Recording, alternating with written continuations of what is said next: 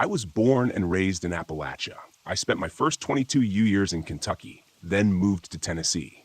I'd always loved the outdoors and was lucky enough to get a job with the Forest Service a few years after high school. My family back in Kentucky had a lot of issues, and being in another state without cell reception most of the time felt like an escape. I learned a lot about survival in my time with the Forest Service. I love the wide open spaces and the sense of peace being in nature brings, rather than spending my days stuck in a cubicle under fluorescent lights. And I like helping people. I've helped many lost hikers find their way back, and even assisted in rescues for injured hikers. It was the perfect job for me. I live alone in a trailer with my Labrador Barkley. My nephew, Riker, flew in to visit a few weeks after his college graduation. He'd always wanted to hike the Appalachian Trail, and I supported this, but only if he was prepared. Too many young people watch a few survival shows and think they're ready to handle whatever nature brings. I was always really close to Riker despite being estranged from the rest of my family. I never settled down or had children, mostly because work took up so much of my time. So Riker was the closest relative I had, and I wanted to pass along the skills I'd carefully acquired over the years, before I got too old. I met Riker at the airport, and he gave me a huge bear hug. We went back to my trailer, and I cooked him up some steak and potatoes. We talked about our plans for the week. I took some vacation time to spend the entire week hiking together. We would set out on the trail tomorrow morning. I strongly suggested Riker get a good night's sleep. We would have our work cut out for us tomorrow. But before he retired to the guest room, I needed to give him a warning. "Hey, make sure you close the curtains in there before you go to sleep," I told him. Riker looked confused. "Okay, but there's no one out here. We're literally in the middle of nowhere. It's not like anyone's going to look in the windows," he said, laughing. "We'll talk about it tomorrow," I assured him. Luckily, Riker was always very respectful about following my household rules, so he agreed. After spending some time getting our equipment ready for tomorrow, I headed to bed myself. I made sure to close my bedroom curtains before drifting off. You see, when I first moved out here, I used to like the moonlight streaming in through my window at night. Being in a secluded area, I didn't think it was a problem. One night I woke up and, still groggy, glanced out the window next to my bed. I noticed two red lights a few inches apart. I rubbed my eyes and looked again. They weren't lights, they were eyes. And they were unnaturally red. I knew the wildlife in the area, and there was nothing that could explain what I saw. As I watched, the eyes began to slowly rise, as if whatever creature was attached to them stood up. I slowly backed out of the bedroom and shut the door. I slept on the living room couch that night. I've never slept with my curtains open again. On the morning of our trip, I woke up early. Anxious and excited to get started, I gave up trying to sleep and started brewing coffee around 5 a.m. Although I tried to be as quiet as possible, Riker woke up around 5:30. So we decided to eat breakfast and get an early start. As I was making breakfast, Riker glanced over to see Barkley standing outside on the front porch, scratching on the sliding glass door. He got up to let him in. Just as he got to the door, I yelled, "Wait!" Riker paused, looking confused. I motioned for Riker to follow me into the living room. I pointed to Barkley, who was sleeping peacefully on his bed. "Keep the door closed," I whispered to Riker. He nodded. "Is it a stray?" he asked. I shook my head. You see, Barkley was a very distinctive-looking dog. He was older, and his coat was going gray. He also had a scar over his left eye from a fight with a raccoon many years ago. Riker glanced back to the sliding glass door and noticed the dog was gone. This was another rule that I needed to tell Riker. If you see anything that looks like your pet trying to come into your house or campsite, make sure it's really them. Riker asked what just happened. But I didn't think he would believe me. So I just told him I'd explain later, since we needed to be on our way. While Riker did seem disturbed by this incident, he was a trooper and was ready to set out an hour later. The next few hours of hiking were amazing. We took in the beautiful views and got a chance to catch up. I'd been debating when to tell Riker about the rules for the trail, but I was worried he wouldn't take it seriously. At least not yet. Before he arrived for his visit, I'd tried explaining that the Appalachian Mountains have a lot of strange supernatural activity, but he wasn't really interested.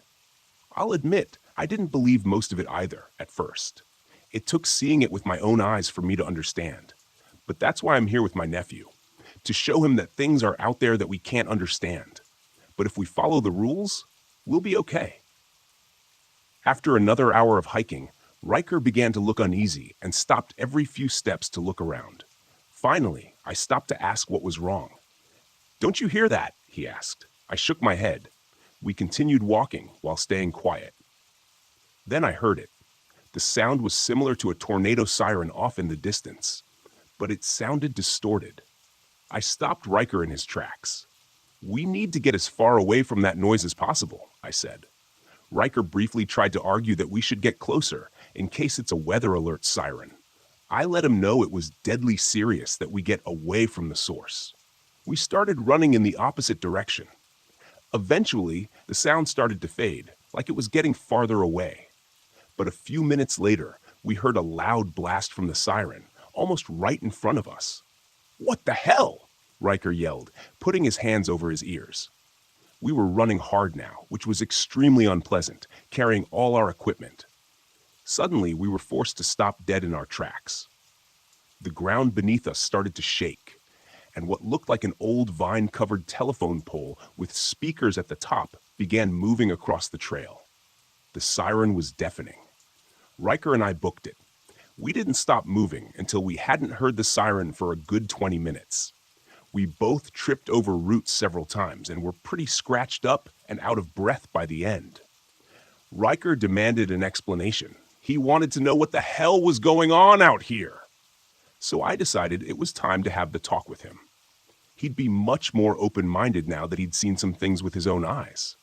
So I agreed to give him the rundown. It was hard to remember all the strange things that had happened out here and how to avoid them. But when Riker told me he was going to hike the Appalachian Trail, I made a list of rules for him and wrote down what I could remember. Always sleep with your curtains closed. Leaving them open can result in waking up to red eyes peering through. I've only had one brief encounter with the red eyes, but another ranger I knew wasn't so lucky. Dan Williams was young, around 30, and in great health. One day he didn't report for duty. This wasn't typical for him, as he was one of the most dependable people I knew. Being a close friend of Dan's, I drove to his house and knocked on the door. After getting no answer, I saw that it was unlocked. I entered and called out to him. There was no answer. When I got to his bedroom, I had a bad feeling. I opened the door to find him lying on the bed, completely still. His eyes and mouth were wide open, frozen in the worst expression of horror I've ever seen. I quickly contacted emergency services. When I reported back to our boss, he asked if the curtains in the bedroom were open. I confirmed. I tried to ask why he wanted to know, but he wouldn't elaborate. After my own encounter, I started closing them every night. If your pet is trying to get into your home or campsite, make sure it's really them. Letting the wrong one in is like putting out a welcome mat to an evil spirit. If you hear a siren out in the woods that doesn't sound quite right, avoid getting close to it at all costs. The sound you're hearing isn't a siren at all. It's a cryptid that uses the sound to lure people in. This creature disguises itself as an old, rusty telephone pole or speaker. Whenever its intended victims get within range, it will detach from the ground and chase them down. It's been said by some of the older folks who are familiar with this cryptid that if caught, the victim's screams are harvested to power the siren. There is a creature that roams the Appalachian Mountains called a wampus cat. It's unlike any other large feline in that it has 6 legs, 4 in front and 2 in the back. It's larger than a full-grown lion and has unnatural abilities. These include being able to outrun arrows and, in some cases, even bullets. The wampus cat can walk on its hind legs and has piercing golden eyes. Avoid making eye contact at all costs. Making eye contact results in a hypnotic state. If you become hypnotized, you'll be unable to move and eaten. If you encounter a wampus cat, your best bet is to catch it off guard and shoot it, or try to hide if you don't have a gun. Forget outrunning it. You wouldn't have a prayer. If you're out in the woods and you hear someone say your name, but there's no one visible, pretend you didn't hear it. You may also hear other things, like the sound of a baby crying or someone calling for help in a monotone voice. As unnerving as this is to hear, ignore it. Even so much as turning around or following the voice for a few steps can lure you to your death. Several years ago, while working on trail maintenance, I had a woman frantically run up to me, screaming for help. She said her name was Jenny and explained that she and her husband were hiking when he started acting strange. He got really quiet and stopped to look around every few steps. She asked what was wrong, and he said he thought he heard their son call out to him. This wasn't possible because their son, 10-year-old Brandon, had passed away the year before. He was hit by a car while riding his bike. Jenny tried to talk him out of following the voice, telling him this couldn't be Brandon. Her husband, however, was determined and refused to listen. He went off trail to follow the voice. She looked for him for over an hour, almost getting lost herself in the process. I agreed to help look for him, but eventually had to call in backup, as I was unable to locate him. He was quickly declared missing, and a full-on search began. Sadly, this story doesn't have a happy ending. His body was recovered at the bottom of a steep drop-off. It was unclear if he jumped or was pushed. Don't whistle outside at night. I made this mistake once when I was younger and camping with my dog. This was before Barkley. It was my old dog, Rex. I'd been warned by other forest workers not to whistle at night, but naturally, I was in my early 20s and thought it was just some old wives' tale. I'd been hiking all day and started drinking by the campfire as it got dark. Rex was pretty good about staying nearby, so I let him wander off-leash during the day. As it got dark, though, I became apprehensive about him getting lost or hurt, so I whistled for him to come back. He didn't respond to my whistle at first, which was extremely unusual for him. I felt my heart race. I couldn't handle something happening to Rex. He'd been my one constant companion in my very solitary lifestyle. "Rex!" I yelled as I whistled again, louder this time. I noticed that it sounded like my whistle had an echo, which didn't make sense. Rex finally ran back to me. His demeanor was different than it had been the rest of the day. He was clearly on edge, looking into the woods and growling. I shined my flashlight in the direction he was focused on, but saw nothing. I finished up the rest of what was in my flask and turned in for the night. I woke up around 2 a.m. with the distinct feeling of being watched. I got out of my tent to look around. The light on my flashlight kept dimming despite having a new battery. I smacked it, trying to get it to work. The first thing I noticed was that Rex was nowhere to be found. I called out to him and whistled again. Just then, my flashlight went out. I heard a distant crunching of branches. I got my flashlight to work just enough to see the outline of something about 10 feet from my campsite. It appeared to be a rail-thin white figure that looked vaguely humanoid. Its stature was what really alarmed me. It was unnaturally tall, I'm guessing around 7 feet, but walked hunched over. Its neck was also unnaturally long, and its head was looking forward. The creature's gait was like a slow, distorted crawl. I stood in frozen silence. "What the?" I whispered to myself. This was a huge mistake. The figure's head turned at a sharp, unnatural angle, and it began to screech. The noise was like nothing I'd ever heard. Think of a distorted human scream mixed with an injured animal. I dove back into my tent, grabbing my bear repellent and knife. Stupidly, I hadn't brought my gun on this trip. I could hear it screeching outside my tent and knew it was time to defend myself. Just as I turned around, I heard a snarl and sharp bark. Rex! The figure let out another screech and charged back into the woods. I noticed Rex had blood on his muzzle. I hugged him, checking for any harm done. Luckily, he was unscathed, although he was still very nervous. "Good boy," I said. Needless to say, I don't whistle in the woods anymore. If you ever become lost on the trail for longer than a day, don't trust everything you see. An old friend of mine, John, who also worked for the Park Service, became lost during a solo excursion.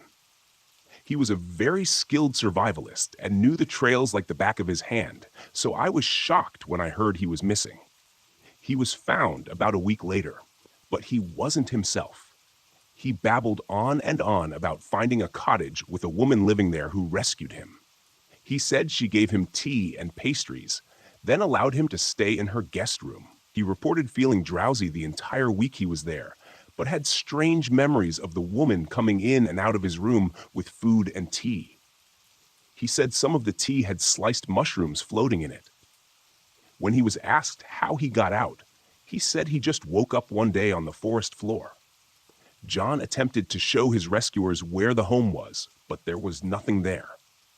He became obsessed with searching for it, and the rescuers had to convince him to take some time off and get medically cleared. John's mental state never recovered. He lives in a long-term care facility now. At first, I assumed this experience was just a high-stress event that may have triggered underlying mental health issues, but other rangers have told me this wasn't a unique story. So like I said, if you're lost on the Appalachian Trail and you see a cottage in the woods, don't trust it. Stop and ask yourself if what you're seeing makes sense before going in to ask for help. If you see a woman in her 60s wearing silver eyeglasses wandering around in the woods and she asks you how to get back to the trail, assist her. If you successfully help her find her way back, you'll be granted good luck for the next 7 years. See, this woman was a very avid and determined hiker. She got lost off-trail one day and was unable to find her way back. Her body was recovered a few years later. She is a benevolent spirit, and hikers who have seen her have described her as having an infectious smile. A coworker of mine told me about a case where a lost hiker reported seeing this woman while off-trail. The woman with the silver glasses said she was lost too. The hiker reported they walked together for a few hours, just talking about life and trying to locate the trail. The woman suggested making a turn that did lead back onto the trail. The hiker was ecstatic, but when he turned around to thank her, she was gone. The woods should never be completely silent. You should always be able to hear something. Bugs, animals, birds, water, wind, basically anything. If you're ever on the trail and notice you're in complete silence, keep moving until things sound normal again. You should also talk, hum, sing, or turn on music to break the silence until you get to a normal area.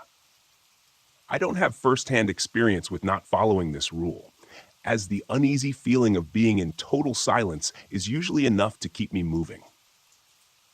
There is an old man with a long beard and a walking stick who may approach your campsite as you are sitting around the fire with friends or family. He will calmly take a seat and begin sharing a story. Do not ask him who he is, interrupt the story, or walk away while he is talking. Legend has it that if you do, someone from your group will walk into the woods during the night, never to be seen again. I narrowly avoided this a few years ago, camping with a few of my buddies. As the old man approached, I was about to ask if anyone knew him when my friend put his hand over his mouth and shook his head, giving me a serious look. After all the strange things I'd encountered over the years, I took his word for it and stayed silent. The old man's story was actually pretty good. I honestly wouldn't mind running into him again. While hiking in Appalachia, you may come across a large camp in an area not designated for camping. Usually, these are pretty far off-trail. These are off-grid communities that don't like outsiders. The camp will likely consist of handmade tents, various survival supplies, and oftentimes there are active fires, sometimes even with food still cooking. But there won't be anyone there. It may be tempting to look around or even help yourself to food or supplies. But please don't do it, even if you notice something at the site that was stolen from your campsite. Although these camps appear empty, you are being watched in real time, and you will be attacked if you take anything. These groups protect their camps at all costs, and they not only outnumber you, but also know the terrain much better than you. That was the list I'd written out for Riker. We talked over everything as we set up camp that night. Despite his arrogance before, at this point he was convinced to follow the rules. We prepared dinner and had a good night, talking about old times. I turned in around midnight. I slept peacefully for a while, then began having a strange dream. I was sitting on a rocking chair on the large porch of what appeared to be an old farmhouse. It was dusk, and the air was still. Off in the distance, I noticed an animal approach. It was about the size of a large dog. But as it got closer, I noticed something wasn't right. Although it had the stature and build of a dog, the animal's head was that of a rabbit. But it was much larger than any rabbit I'd ever seen. I stood up as it approached. Its eyes were hollow, dark sockets, and I didn't understand how it was able to see. I started panicking, trying to unlock the door to the house. It wouldn't open. Footsteps approached on the porch behind me as I pounded on the door. Just then, my eyes shot open. I was in my tent, hyperventilating. Relieved it was only a dream, I turned over and got comfortable again. I was finally starting to drift off when I felt my blanket slowly slide off of me. I froze. The air became ice cold despite the temperature outside. I heard whispering from many directions. They were all different, distinct voices. "Uncle James!" yelled Riker. I sat up. He dove into my tent, trying to catch his breath. "Did something just happen to you too?" he asked. I nodded. "I read about this a while back. I think it's the Bell Witch," Riker said. I was somewhat familiar with the historical haunting, but I'd never known anyone who was haunted by her on the trail. Riker and I packed up our things and relocated camp. The next day, Riker laughed about how he now had something to add to my list. I nodded. Most don't realize just how old these mountains are. They've been on this earth for millions of years. They've seen things no human has or ever will. I've discovered so much on the trail, but I doubt I'll get to know all its secrets in this lifetime. "Riker, can you promise me something?" I asked. "Sure. Anything," he said. "When you tell other people about this place, don't leave out the good things." Riker looked at me, confused. "What I mean is, I know a lot of weird stuff happens out here, but it's also one of the most beautiful and peaceful places on Earth. There are so many good people here too. Just make sure you don't leave that out whenever you tell your friends back home about this trip. Don't worry, Uncle James. I actually have some news. I'm moving out here next month. I got a job at the community college. I want to be closer to the trail. And now that I'm graduated and everything, going back home just doesn't seem like a good idea for me." I chuckled. "So even after seeing all that, you're ready for more?" He nodded. I gave him the sheet of paper with the list. "Keep this up to date," I said, smiling. "You're going to need it." How do you feel about my video? If you like, please like and subscribe, and comment to let me know. That is a great motivation for me. Thank you, guys.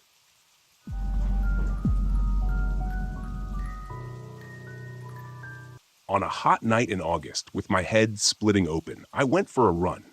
Most people prefer the daylight, the birds singing and the sun on their necks. But I like the quiet brought on by nightfall, especially around the pond by my house, where folks rarely venture after dark. My mother has repeatedly begged me not to run at night on our weekly phone calls. She says it's no time to be out of the house alone. "For heaven's sake, Sam," she said earlier that night, "I have enough to stress about with your sister. Don't you watch the news?"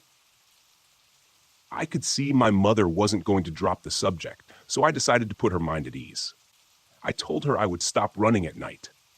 "Really?" she asked, surprised to hear me say it. "If you care this much about it." "I really do," she replied. "Okay then, I do too." In truth, she was crazy if she thought I was going to stop.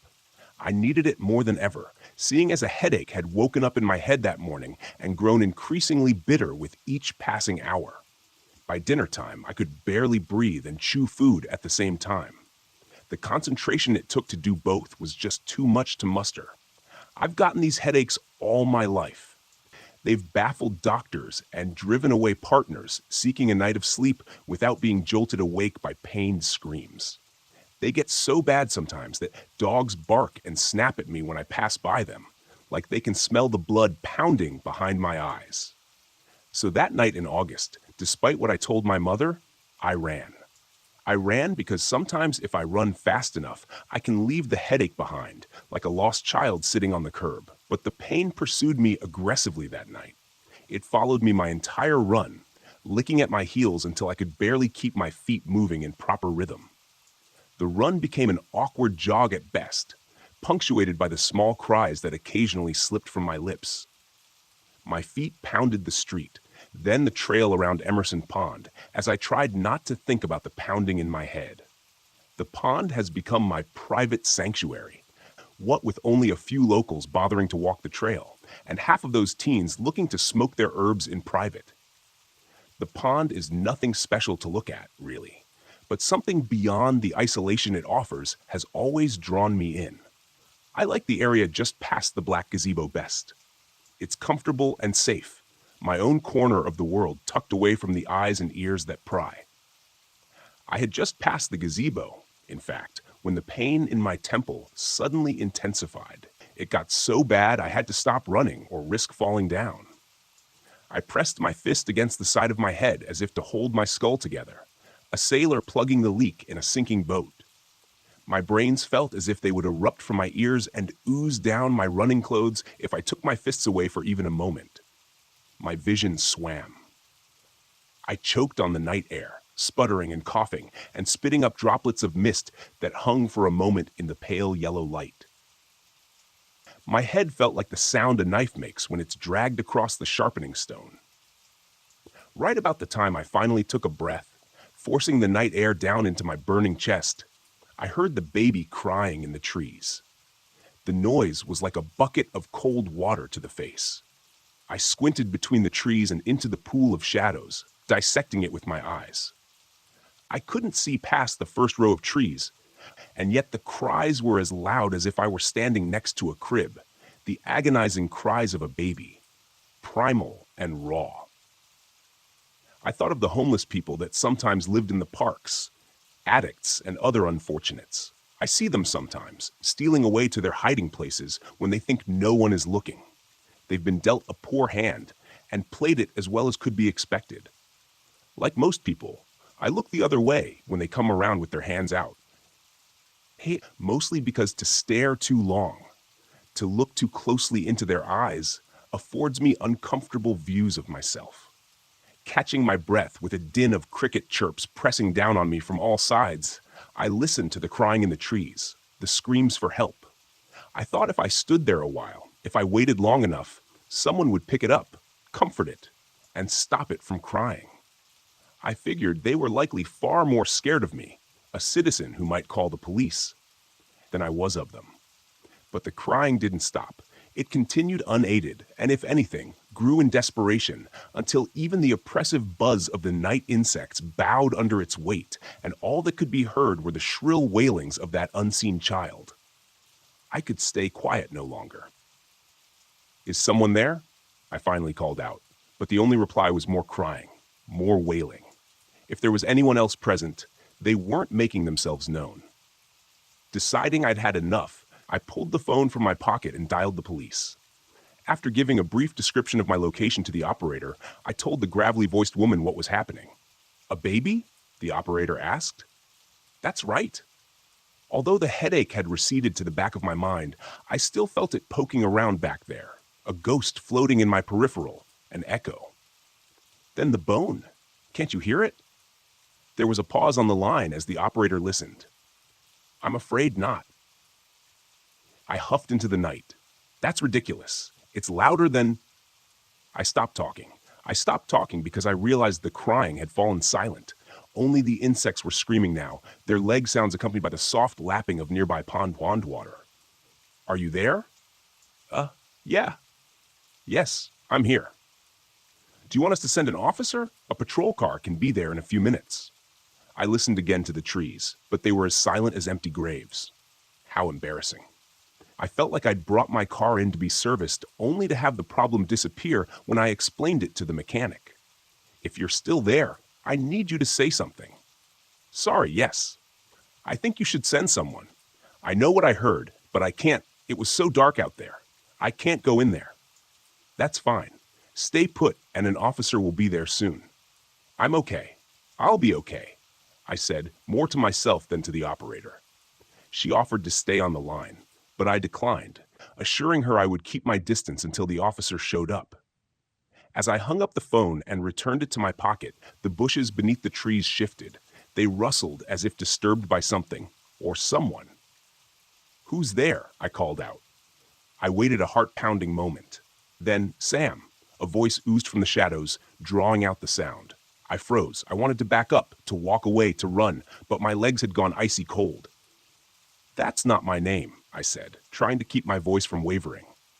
"Sam Stewart of Miracle Street," the voice said. It was a wet, stinking sound, like an untreated lung infection. I couldn't pick the voice apart enough to tell if it was a man or a woman. I tightened my hands in a fist and willed myself to stay strong. "Who are you?" "Why, I'm an old friend. Don't you recognize me?" My mind raced. Did I really know the unseen person? Or were they toying with me? Of course, there was a third option, that they were insane. A stalker who knew me, even if I didn't know them. "I can't see you," I replied. The wet voice laughed at me. The sound was like an intestine being cut into, almost a woman's voice, but old and sickly, with a throat full of teeth. "You don't need to see me to know me. You only need to feel the pain in your skull." I nearly cried out. How did they know about the headaches? Was it like the dogs, picking up the scent of my pain? "The police will be here any minute," I managed to say, trying to sound intimidating. And why would they do that, Sam Stewart of Marigold Street? Because I called them. Oh, with what? What do you mean, with what? With that, my hand shot to my side, feeling the outside of my pocket, then diving in to check it. There was no phone there, nothing but a set of keys. I searched my memory, but I couldn't remember grabbing my phone before leaving the house. And yet I'd spoken to an operator. I was sure of it. I'd had a full conversation with a woman who... The laugh came again, bubbling up from the dark like a cobra thrashing around in its own blood. "The senses can be so deceptive," it said as it leaned forward from the shadows, finally showing itself to me. "But memory, oh sweet Sam, memory is no better." The face in the trees, lit by the pale light of the waning moon, was like staring into a nightmare, a thing at once both palpable and impossible, a cesspool of violence and rot. It evoked 1,000 images of dying animals, teeth grinding and fever screams, car accidents and napalmed flesh. I saw everything and nothing in the shapeless form of that face. A wound opened up to share its sights. I felt its eyes crawl up my face like half-dead vines and grow in the pools of my sinuses, nesting comfortably in the crooks of my mouth. "Do you remember me now, Sam?" it asked, the voice moving through my veins like an aqueduct, a sewer of black sludge running through my life. Years of pain and fear recalled in a single moment. I stumbled back, as if suddenly remembering I was in possession of legs.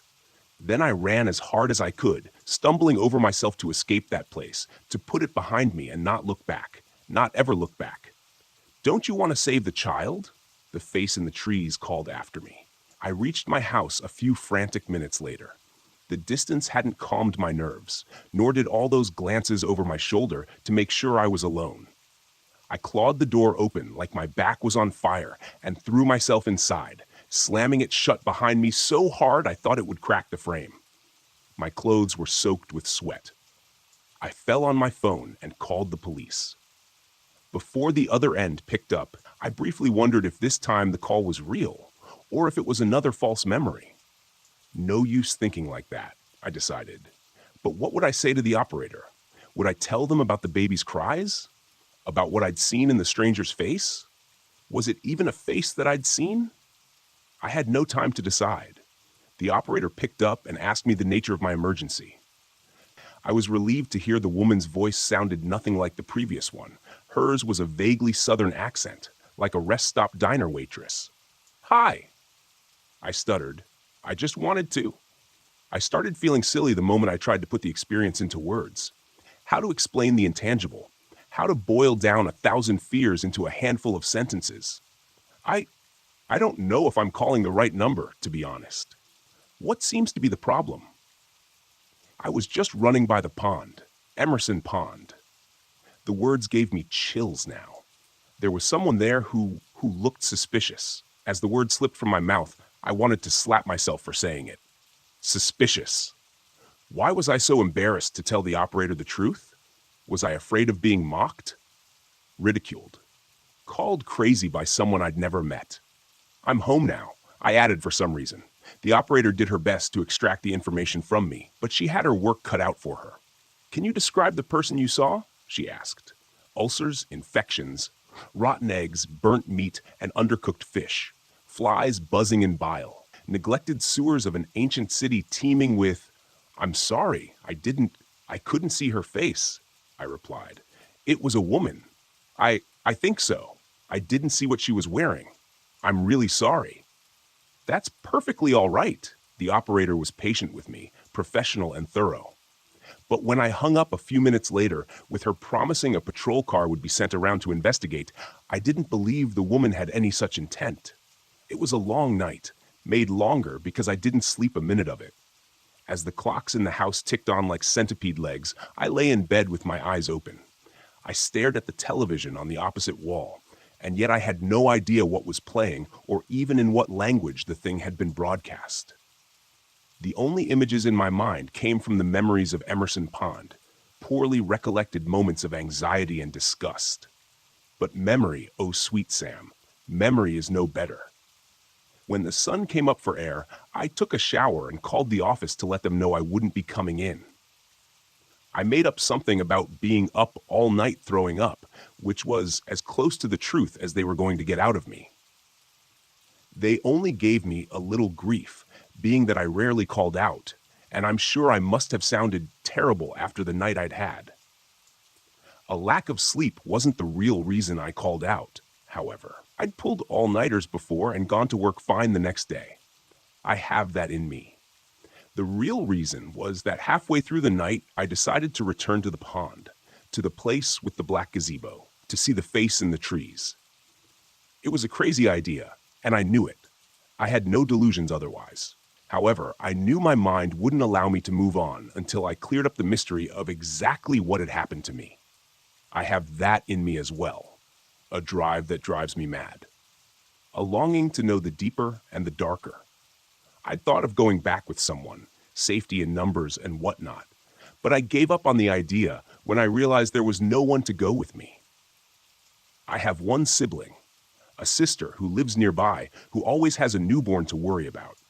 All of my friends are casual acquaintances at best, no one I'm really comfortable calling on unannounced, let alone dragging into my unfolding nightmare. It's a thought I don't like to dwell on. The loneliness. The fact that the only people I speak to are coworkers I tolerate and a mother who tolerates me. And so I decided the next safest move was to go back to the pond during the day when more people were around. When the sun is out, the shadows keep fewer secrets. The pond looked harmless in the day, lit by the glow of the summer sun and moved softly by a cooling breeze. It could almost be mistaken for a peaceful place. A place where nothing awful happens. A simple pond where things don't peek out from the brush and call out with a whisper-wet voice.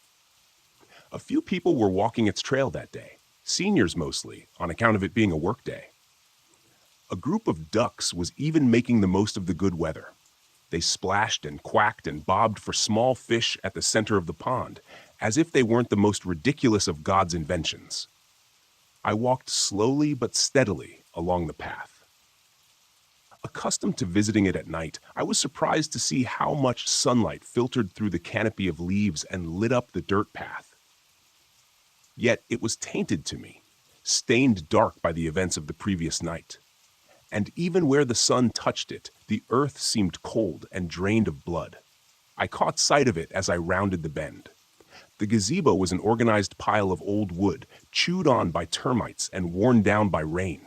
It had seemed quaint to me once, a relic of simpler days. Now it was a hornet's nest that glistened with wood pulp and saliva. Carefully, as if my eyes might become trapped by too long a look, I glimpsed at the place in the trees where I'd seen that vile face the night before.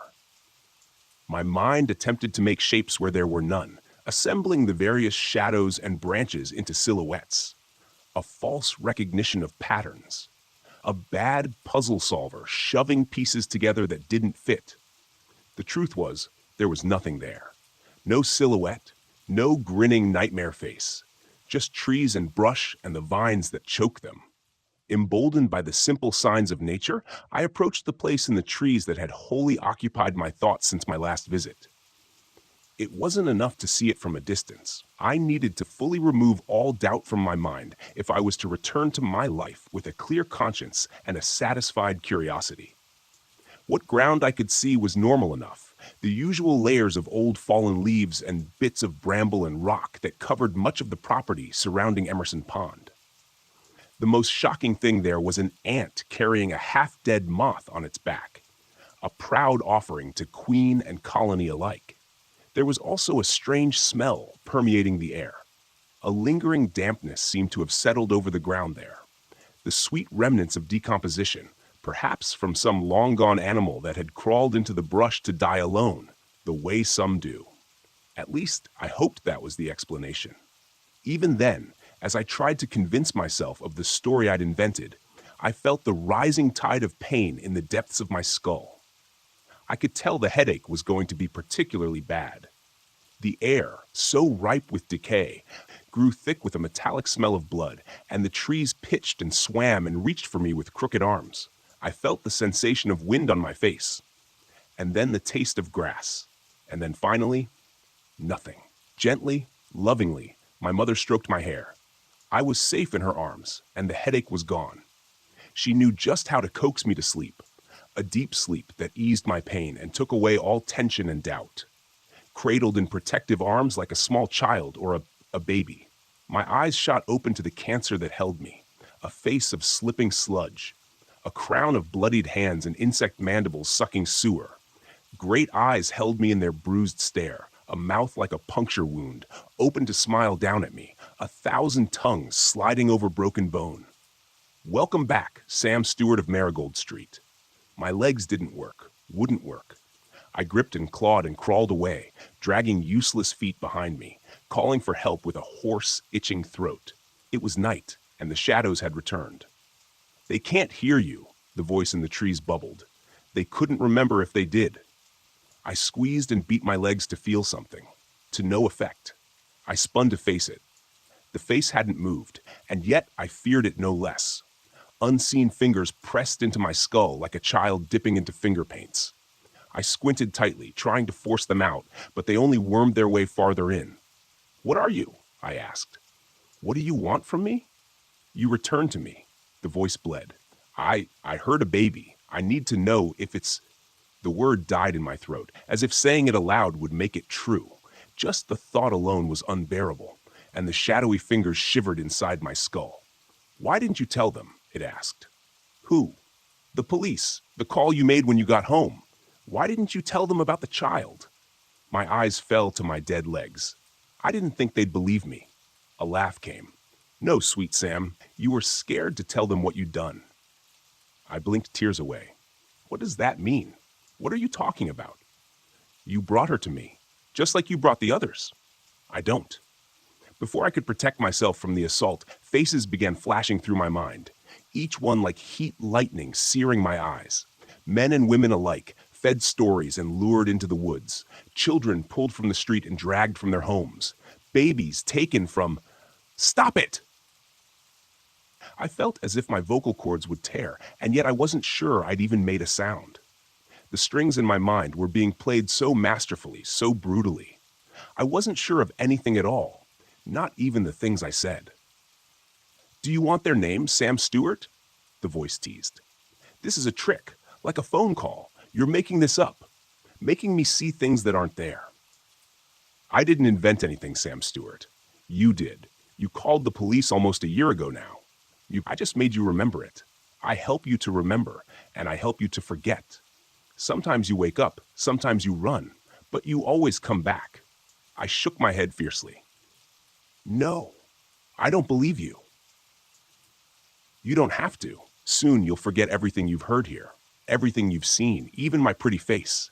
You'll go back to your dollhouse and your dull life as if nothing happened. But one night soon, you'll come back to me. You'll come back and give me what I need. And I will take your offering, as well as your pain, and I will swallow them both." There's no way I could forget this. You will. You have. Your sister recently had a child, did she not? My stomach twisted, a spiral of dread pulling at my center. No, a newborn, so young, so sweet, never. My toes twitched and nodded as the face moved forward from the trees. Wet shadows burst and bled, pouring toward me like a lanced boil, thick black hunger and hatred. A million years of decay washed over the grass and dirt and the things that crawled and died in them. A jolt of horror shot through my body with such intensity I felt it in my crippled legs.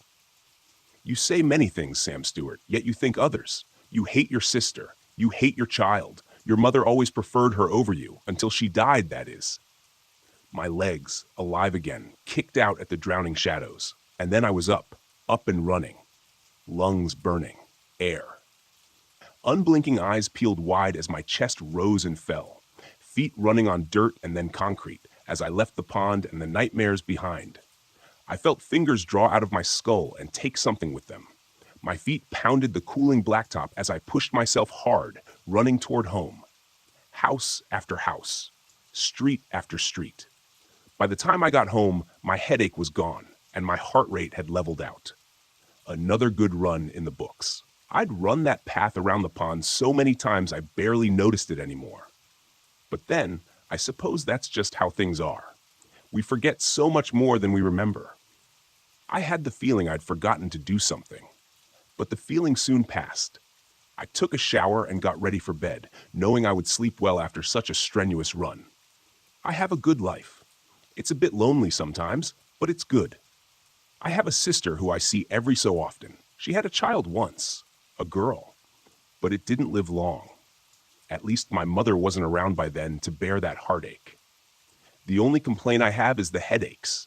Some days I get them, some days I don't. But a good run always makes me feel better in the end. There's a pond nearby I like to visit, with a nice path and an old black gazebo nestled in with the trees. That's where I go when I need to feel better. My own special place. On a hot night in August, with my head splitting open, I went for a run.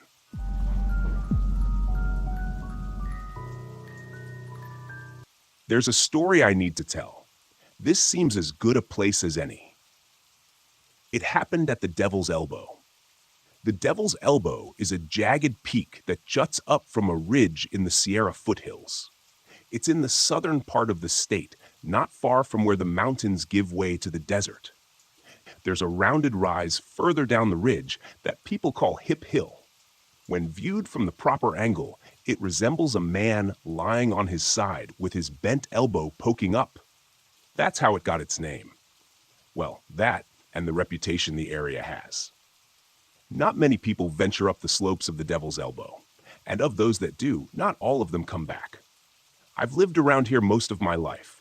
Our family was from Darby, about 20 miles down the highway, but my parents owned a cabin on Maggie's Folly Road, a 2-lane state route that winds its way up a broad canyon near the base of Devil's Elbow. That's where I lived, in the cabin, although calling it a cabin is a little misleading. The rough timber and fieldstone construction gave it a rustic look, but it had indoor plumbing, electricity, a hot tub, and even broadband. Most of the other cabins along the road were the same. It was the kind of place where people with money built vacation homes. I may not have amounted to much in the eyes of some, but my parents did pretty well for themselves. Maybe that money-making gene skips a generation. Aside from having lived there for the better part of the last 5 years, I spent most of my summers at the cabin when I was growing up. I may not have heard all of the tales, but I know most of them.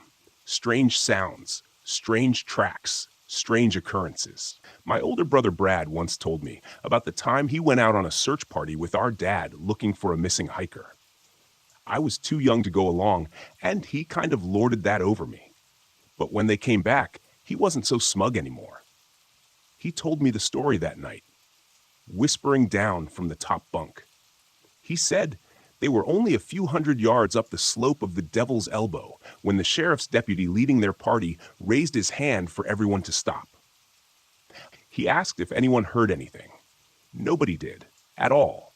There was no birdsong, no crickets chirping, no cicadas whirring. He said everybody was really weirded out by it. All of a sudden, the members of the search party, most of them seasoned hunters and outdoorsmen, got panicky and scared. The deputy decided they'd gone far enough and should move on to the next search sector. Nobody argued. I lay awake most of that night wondering what might be up on that mountain. But by the next day, I was pretty sure Brad was just yanking my chain. Since then, I've never put much stock in the tall tales and campfire stories people told about the Devil's Elbow. That was until the fire. I got a text ordering evacuation a little after 3 in the afternoon. I would have missed it if my phone wasn't set to vibrate. I always keep my phone on vibrate. There's no way I'd ever hear a ringtone or notification chime over all the noise in the shop. The winds had shifted. According to the alert, the wildfire had turned west, crossing the Devil's Elbow Ridge, and was burning out of control, straight for the canyon where I lived with my girlfriend. I immediately stepped out onto the loading dock to call her. "Chloe, did you get the evacuation message?" I asked when she picked up. "Oh yeah, I left about a couple hours ago. People were saying the fire was going to turn, so I didn't wait." "So you're in town? Where are you staying?" Actually, I'm at Gary's." "What?" Gary was her ex. One of those corporate flunkies with an office in the city, soft hands and a closet full of silk shirts and Italian loafers. He and Chloe had remained friends after their breakup. She even had him up to dinner at my place a couple of times, just to show how mature and adult we all were. Normally, I'm not the jealous type, but their chumminess didn't sit right with me. "I thought we agreed we'd stay in town if we had to evacuate," I said. Darby was what they call a bedroom community, maybe a 45-minute drive from the city, situated in the desert.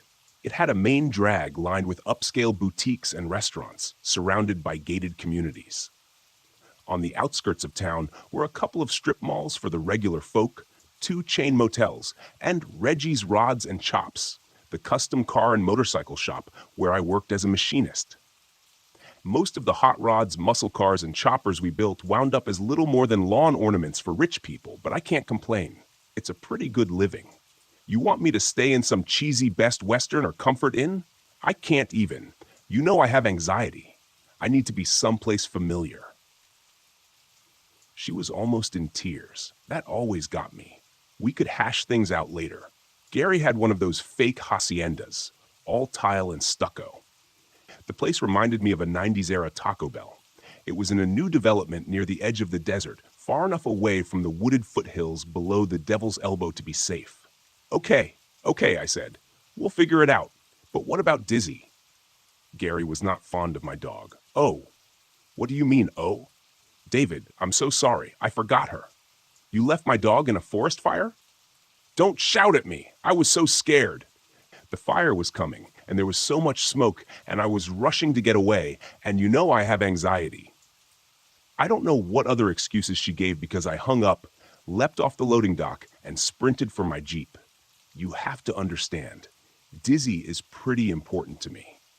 Dizzy is some kind of pit bull mix, black with a white bib, mismatched eyes, and at around 30 pounds on the small side. She has scars on her snout, and half her left ear is missing, which leads me to believe she was used as bait by dog fighters. She came to me at a pretty low point in my life. It was about 5 years ago. I'd just gone through a messy divorce and had been laid off from the factory where I worked at the time. My dad had lost his battle with cancer the year before. Mom had just passed away herself.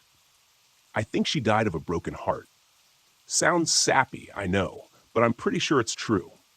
My brother got the big house in Darby, and I got the cabin in the canyon because my parents knew us well and wanted us to be happy. I was on my way out of the city after signing the papers at the lawyer's office to take possession of the cabin when I saw the sign for the animal rescue. I'm not sure why I turned in there.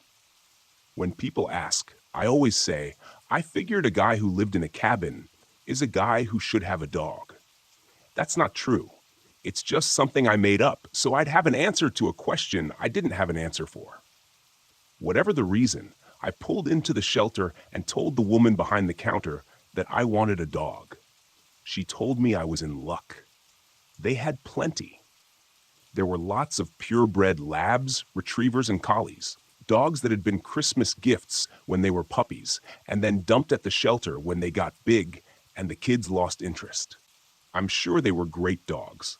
All of them seemed friendly enough, but I didn't really click with any of them. I was about to thank the woman for her time and head out when she said they had one more.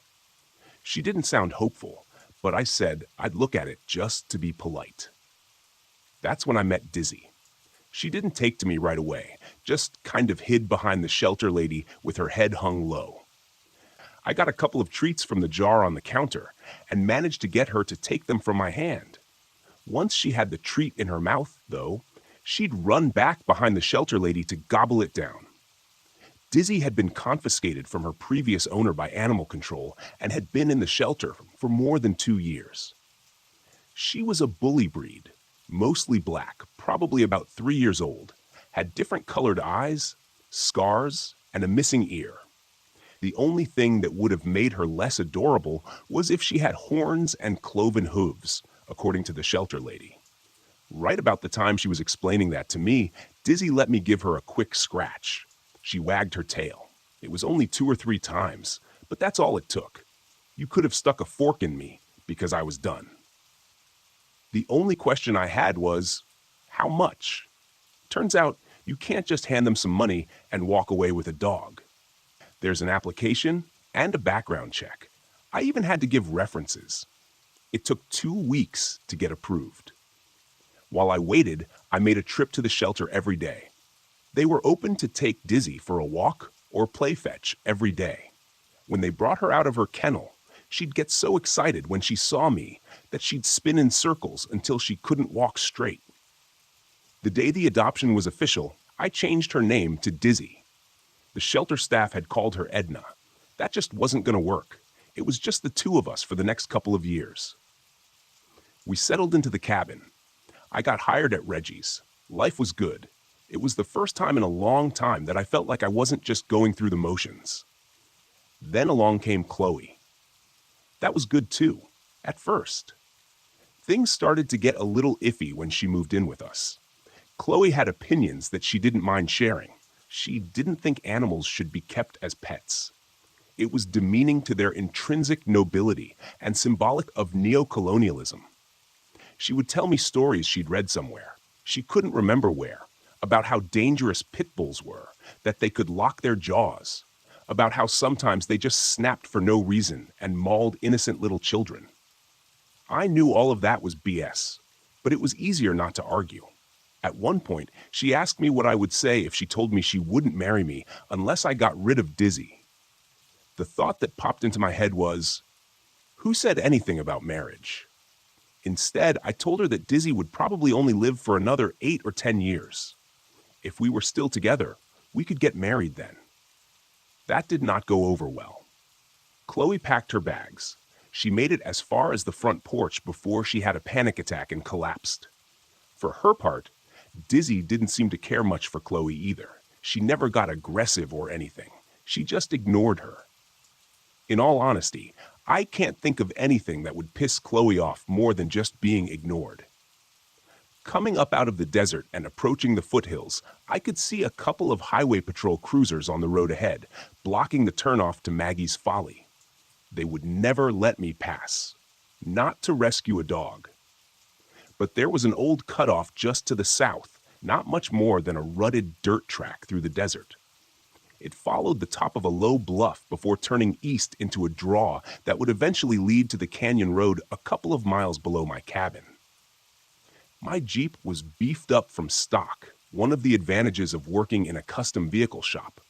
But even with the engine and suspension modifications I'd made, it would be slow going. The sky was already darkening with smoke. I could see the orange glow of the wildfire coming down the backside of the Devil's Elbow Ridge. It was moving fast. With no other choice, I threw the transfer case into 4x4 high and wheeled onto the cutoff. The fat off-road tires sprayed plumes of dust into the air. There was no way the cops didn't see me, but there was no way they could stop me either. I pushed my Jeep as fast as I dared, slamming over ruts and rocks, worried the whole time I might break an axle. Halfway along the bluff, I could actually look down on Gary's place. sitting at the end of a cul-de-sac lined with empty lots.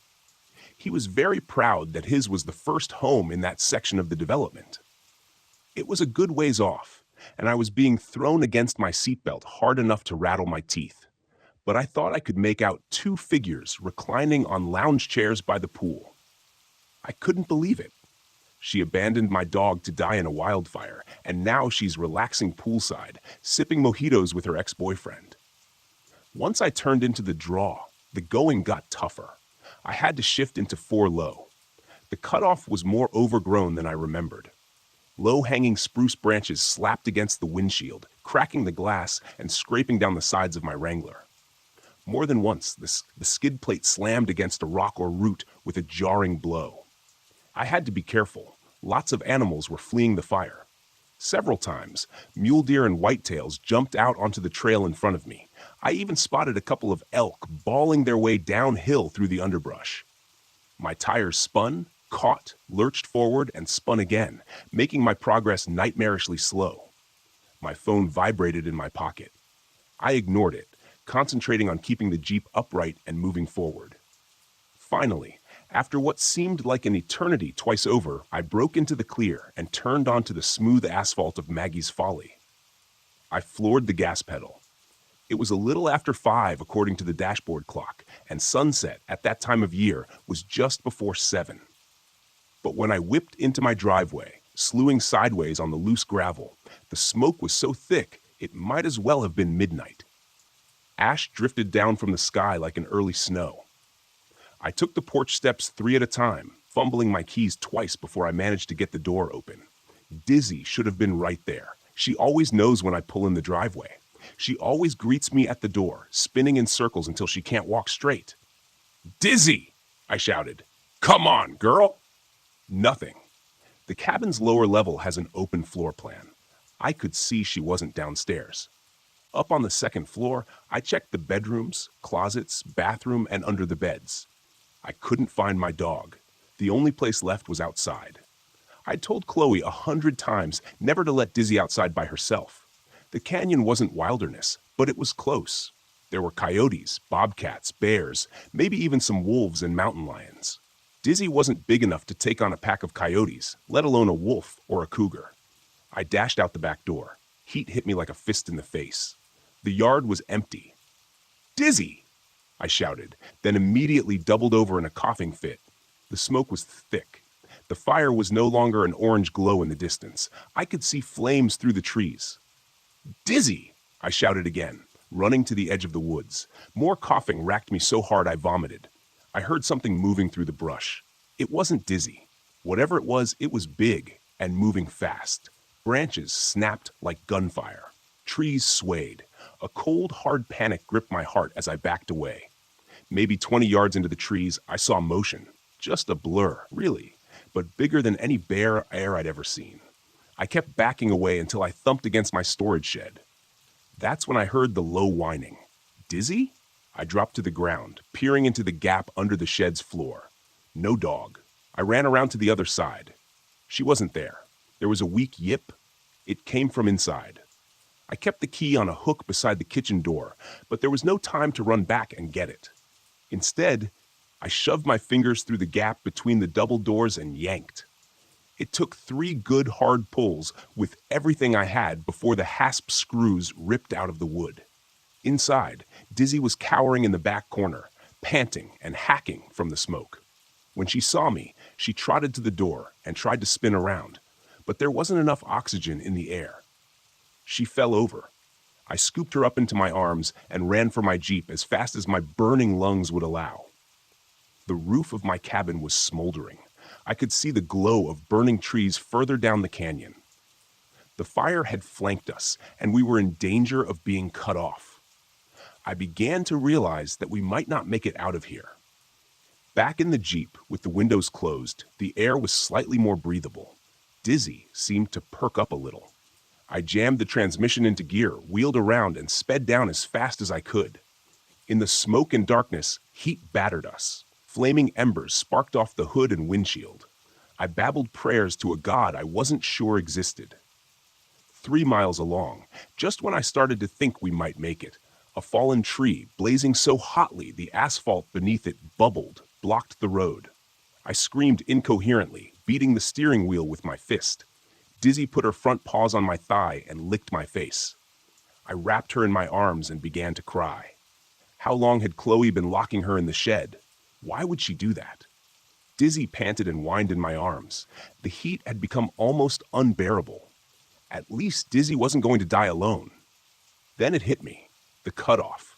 The fire hadn't advanced as far down on the other side of the canyon. It might still be clear. "We're getting out of here, girl," I assured my dog as much as myself. I whipped the Jeep around again, heading back up the hill.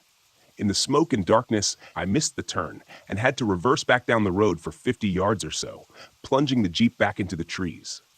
We jounced over the same ruts, rocks, and roots that had nearly rattled me to pieces on the way up. Dizzy splayed her feet on the passenger seat, trying to steady herself. My phone vibrated again. I ignored it. Again. We were maybe 3/4 of a mile down the draw, with the fire closing in fast from behind, when the thing stepped out onto the track in front of us. I slammed the brakes. Dizzy slipped off the seat and fell into the passenger's footwell. It was tall, 15 feet at least, towering over my Jeep, and walked upright. Its body was emaciated, mottled gray skin stretched drum-tight over its bones. Tufts of mangy fur hung from its shoulders. The hands were enormous, each gnarled finger tipped with a hooked claw. Its head was elongated and crowned with antlers. In its mouth were row after row of crooked, needle-like teeth. It leaned forward, peering at me through the windshield with eyes that glowed a dull yellow. I felt that cold, hard panic grip my heart again. Blood turned to ice water in my veins. Dizzy jumped into my lap, planting her front paws on the steering wheel, snarling and barking at the thing like I'd never heard her before. Just then, a tree exploded to the right of the track. The heat of the flames had boiled off the pine resin in the trunk, turning it into an expanding gas that blew the tree apart like a grenade. Chunks of wood pelted the side of my Jeep, dimpling the sheet metal and making spiderwebs in the safety glass. Jagged splinters sprayed the creature. It snorted in irritation before striding off into the trees on the left. I sat frozen in terror until the brightening glow in my rearview mirror drew my eye. The flames were speeding up behind us. I released the brake, stomping on the gas. Dizzy jumped back into the passenger seat as the Jeep leapt forward and we careened downhill. The rest of that trip down the draw was a blur. I have snatches of memory, of lurching painfully hard against my seatbelt, of Dizzy whining in fear as she was thrown around in the passenger's footwell, of wanting to give her a reassuring pat but not being able to take my hands off the wheel. I do remember emerging from the last bit of scrub into the open desert and the fire burning out just behind us. I drove along the top of the bluff for a bit before I had to stop. The sun had set. Moonlight washed the desert, turning it into a black and white photograph. The air there was much cooler and free of smoke. Stepping out of the Jeep, I drank it in deep. I plopped down on the edge of the bluff, pulling Dizzy into my lap and scratching her behind the ears. My phone vibrated in my pocket. This time I answered it. "David?" Chloe nearly shouted. "Where the hell are you? Why'd you lock Dizzy in the shed?" What are you talking about? I went to get Dizzy. She was locked in the shed. You locked her in the shed. Have you been doing this every day when I go to work? You went to get your stupid dog? I've been calling and calling. Why didn't you answer? I was worried sick. You know I have anxiety. What would have happened to me if you died? I could hear splashes in the background. From where I sat, I could see the lights of Gary's house. Something else caught my eye. "David, are you listening to me?" "No," I said. "Not really. You care more about that dumb mutt than you do about me. You wouldn't have run into a forest fire to save my life." "You weren't locked in a shed," I growled. "That dog is dangerous. She gets really mean with me when you're not around. I have to put her in the shed when you're gone. She even bit me once." "She never bit you. You would have told me if she had." "Are you calling me a liar?" "Yeah, I guess I am," I said, squinting my eyes. It was a ways off, but I was pretty sure I knew what it was. "You know what? Gary's right. You need to make a choice, me or the dog. I'll take Dizzy. She stayed on the line long enough to curse me out and tell me she never wanted to speak to me again before hanging up. I thought about calling her back, warning her. But what was the point? She would have just laughed at me. The three-quarter moon was bright enough for me to see the beast slouching off across the desert floor toward the lights of Gary's hacienda. I guess some of those campfire stories were true after all. According to the tales I'd heard, it would be hungry. They were always hungry. We needed to get out of there before it turned its attention to us. Dizzy and I loaded up and limped what was left of my Jeep back to Darby. The police came to talk to me a week or so later. Chloe's sister had reported her missing. I didn't even know she had a sister. I told them the truth. Most of it, anyway. They found her car and her possessions at Gary's place. Gary was missing too. Turns out he was embezzling money from his firm. The police figure he and Chloe ran off to Mexico together. The cabin was a total loss, so I stayed with my brother until the insurance company settled up. Dizzy and I got ourselves a little bungalow in one of the more affordable sections of Darby. I like it here. I like working at Reggie's, and Dizzy took a real shine to Brad's kids, so it's nice to be nearby. I suppose I could have rebuilt the cabin if I'd wanted. A lot of the residents did just that. But this is as close to the devil's elbow as I care to go. Thank you very much. I'm just now at the point where I can sleep most nights without dreaming of those eyes, glowing dull yellow. Maybe I should have tried to warn Chloe. Maybe I should have told her that a Wendigo fleeing a wildfire on the devil's elbow was headed straight for her. Of course she wouldn't have believed me. But maybe I should have tried anyway. Does it make me a bad person that I didn't? I don't know. All I do know is that she shouldn't have tried to get between me and my dog.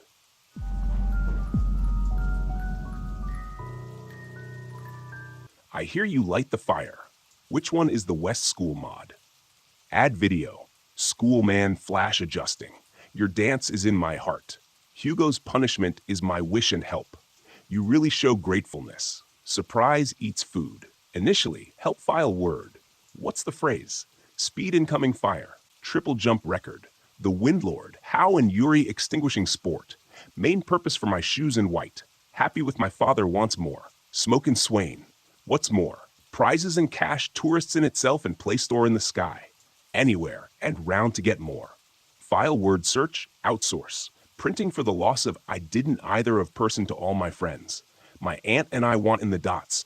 iPhone is love. Rangers, Mystic Dreamerland, where these memories place. I will write their favorite stations are met. My favorite season. The sweetness makes us. Some people just like the causes, treatments, events. Yemen. D each other. Instruments, dosage play a part in sports. Adik and price for any way of payment and helping location and the nearest port. Hip world of paper, responsible person, and over 100 Halloween can draw. The other supports the woodsman and the rain. With my parents, we're near future of memory store. Cho Android 2.2 start. Jennifer, my last thing, which makes this was my first time. Have installed the world, and when the pictures and take is most cities in the act of that meet contemplation. I swear my back of my soul in forestry. Word search output, my hands. Wellness, eastern part of it. Never felt food, and just when you're paced with Saigon. 3. You have to lose my cares for you. Now that we're ready. Penis, my first days. Delta time. Bruxelles tomorrow. The first night with school, but not for the wind. The wish come together. Splash resistant, ethnic about my space on the complete all day. Enthusiastic to Innisfree is down. Our countries are inserted in Kua Raw very cold and ask me and sustainable sense of trade. All right, now she come. Wool's day and that smell and the flash. The weather plays with snow of what is helping me. What you nigh momentarily. Pearl test I peek and say that I can see you wanna feel. Afraid of any personal one goal and face my say. We're filled with notes and wish a drawing animal. The 3 performance as good. The ordinances Ase Tayo Gansa, resistant to 3 hours in everything. Dare have enough for us to be completely nung want and defend your address. Minecraft now vaka kept me dangwan and bring myself an adjustable speed. And when my world is in treatment and wash soap API, my heart stop. English teacher would take. What subjects do you so much the world with similar position and late? I want that inside the public consultation with you.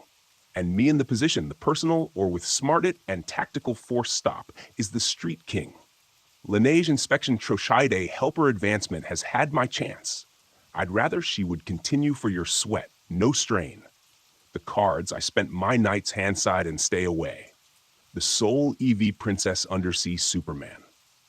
The dog's out more punishment in that Ling Wu regards, and articles lacking her personal afford to see well because you decide. Fee Jim alarm, and you'd seen my money back to normal. IP scanner for my love have and tape and robots. Will replace Star World. Kauhai three-way cup world afford the time now, and you are my life. You've spent more night with Ninja Pro. I hate me that my heart and soul and an amazing sketches. Mucinous, a process my three in their hands and find the wind that I love. Tara Dei, I could be your light particles and lights, and I've got some have to wear glasses. Are often decorated, and the first time passed since there are the screen and the fire, when he lost in the cause. This is the weather my soul. I against our sight and respond to the wild. Night, the far right hand, which all the guests to sleep. And I have people, the compact mode. The word you, my side with show of Enti Pearl. I have my money market, your work. Well, I have my sunshine in the rain. In turn around and would be conscious that let our customers jump around as I am with you. On, you're out together. Bite. Net password has traveled. Open the forest. Nadella, my hand. Come in contact with objects that let my phone. It were unusually smooth and right protect. No size is hard on another and tensions. And I hold you and hoping these people come on fine. Acrylamide Aventry. I'm able to find my tracks. Are you appreciate my hearts and ecology and common? For instance, where are you? That people person. I was such an all we know me. When you're like a white essence against you. My time dual brush and for traditional pen. Apple Navatli QWERTY Mouse Superway. My address and between the witness spot. Essence Innisfree and well-trained affirming the Shikra. Well, come with instant our National Geographic. What's the first honest with the cover of age is the best restaurant food stalls. Espadrilles agreements with words and stood Amelia. When a small island score goals in work is and research associate over complete sin. Sense of great war of money advancement and treatment. The smallest bit more explorist. I'm black, the fastest and worth it. A Google Apple Fatrian Chomesao. National against foreign legion. I want. To format and fastest typist. A standard entity and tries. I see it is installed in 3 great and read as it is very sweet. Perinatal body intelligence skin with message and some other 3 hours. He arrived as the stress of God, I thought was possible on the strip. Spend his hand that more English and even more friends with single. For more info, for speed goes the weasel. Public port scanning for days. It twisted something more is the body. The body me sink. I had a very nice, I will sell your neighbor helped us. I was told the dentist. My first morning, my body. One more icons for such a witness. The ethnic Jinsei Trajenta stance Isovalerate Nungvat. News in their fight. I can think of this moment is made. It is displayed. Ghosts and great wall. My precious life becomes. I have nice picture is paid out of friend's world. No more live stream and treatment for hair. Steakhouse of the world, and the sands of my latest news for our training artwork. Kongwinqua Happy Kid Wayfarer. Prison officials are happy birthday. Val Jinga Green Nest. Like its body wash. Old friend, a sweet to so far is in use. The force I can see more. She calls and fold for the reason. That is at least Fav Schwedagon over every word you go. I have Asimov Nars orgasm. And Mina, people must megastar weekend. I need to the season destroyed and find. There's nowhere. The house is damaged. Nawatni fate has, for they had to describe the make more time for a short whispered in the middle of a vanished right way. Through the pulse refresh rate is installed. The kid is connected in system or just when the face cornice, Hontalu's sparkles and WordPress examples are good wine and brutal for the work. Sentai the money, you wine teen insta animal moments in your right people and where your friends are used. Growl Ixo Makita person of awareness. almost human right Leicestershire. My workforce trader tourists in West and the Lake Resort phase. I would almost human existence of gold and the world that it want me.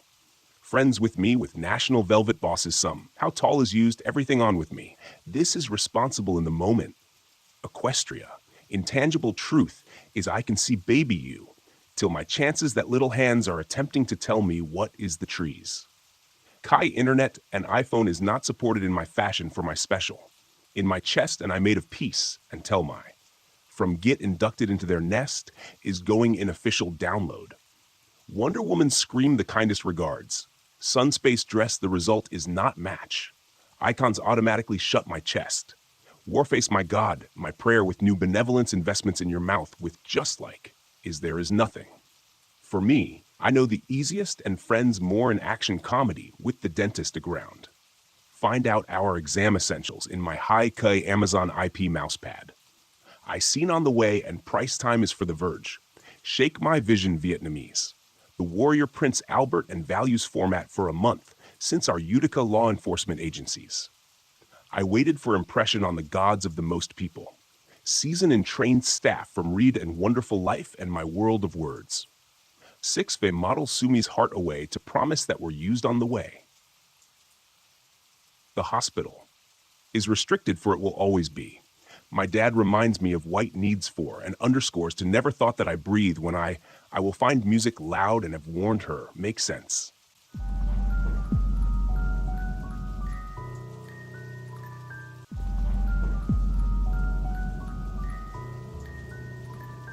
This is a story that my mother and aunt told me when I was in high school.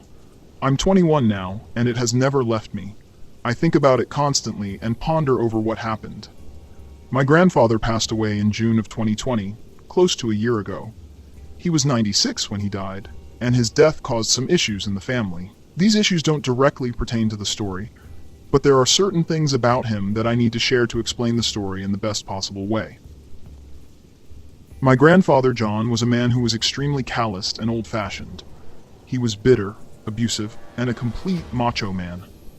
My mother was raised to never show emotion or pain due to his abuse and lack of compassion. He was also an extreme racist. After his death, many family secrets began to surface.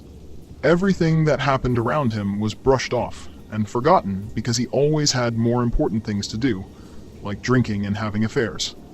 He was an intense, no-nonsense type of man. He was not religious at all and considered things like faith and hope to be stupid. The story takes place sometime in the 1970s, most likely the early to mid-70s. My mom was born in 1965 and remembers this story very clearly. My aunts remember it as well, but can't pinpoint the exact year. One summer day, John decided to take his family on a small outing for a picnic in the woods. My mother, her 3 sisters, and my grandmother were all there and excited about it. Where we're from, my family is accustomed to the woods, having lived in the area for generations.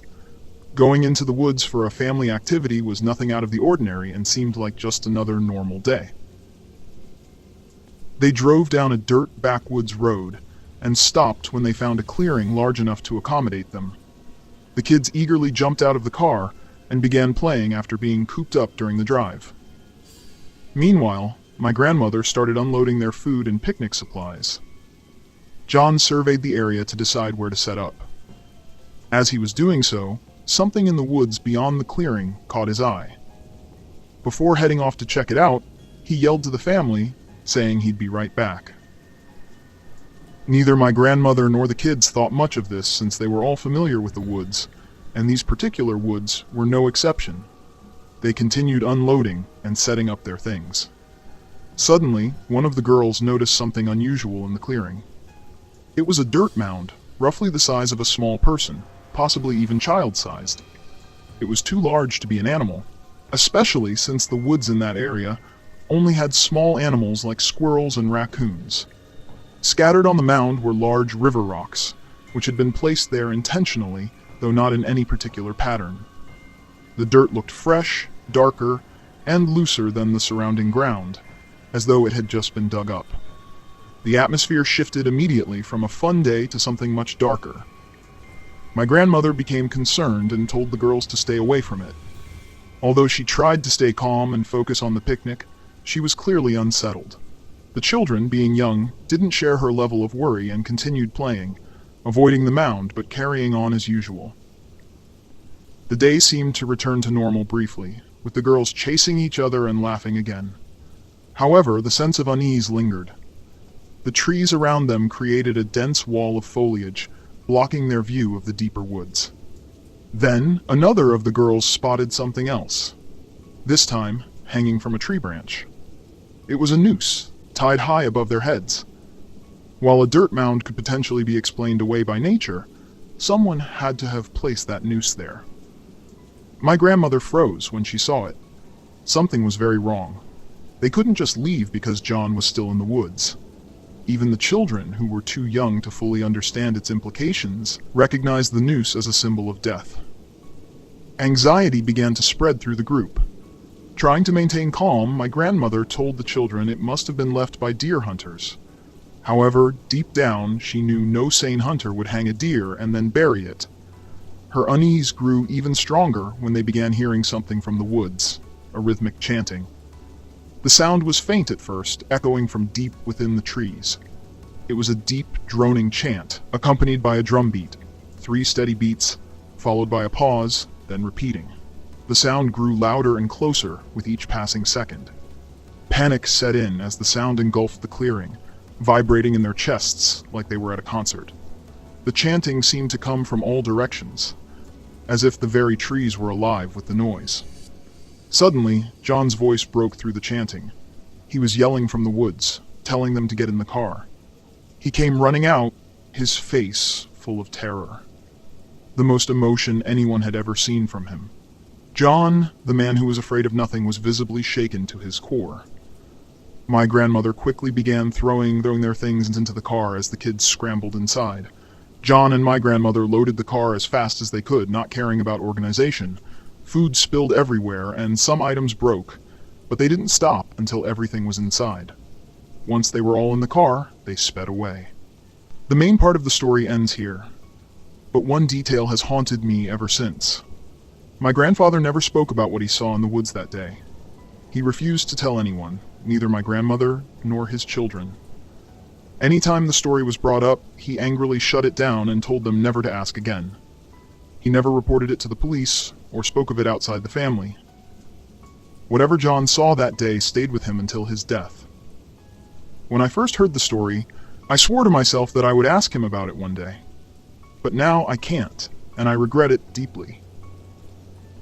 By the time I was in high school, he had moved out of state to live with other family members, and I lost contact with him apart from the occasional birthday calls or letters. We weren't close, especially as I grew older and learned more about the abuse he caused. I distanced myself from him, but his death still looms over me because of this story. For my mother and aunts, this is just a spooky childhood memory, something to tell around the Thanksgiving table. But for me, it's a mystery that won't let go. I've always been fascinated by the occult, horror, and conspiracy theories, and this story captured my curiosity like no other. This isn't the only strange story from my family, but it's certainly the most unsettling. I wish I had answers, and I hope you find this story as fascinating as I do.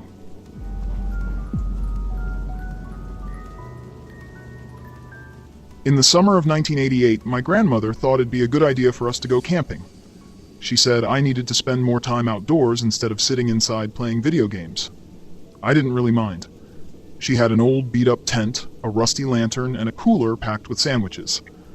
This kind of trip was right up her alley, simple and no extras. We drove out to a state park about 2 hours from her house and set up our tent near a lake, in a spot where only a few other people were camping. They were scattered far enough away that it felt like we were alone. The first day was normal.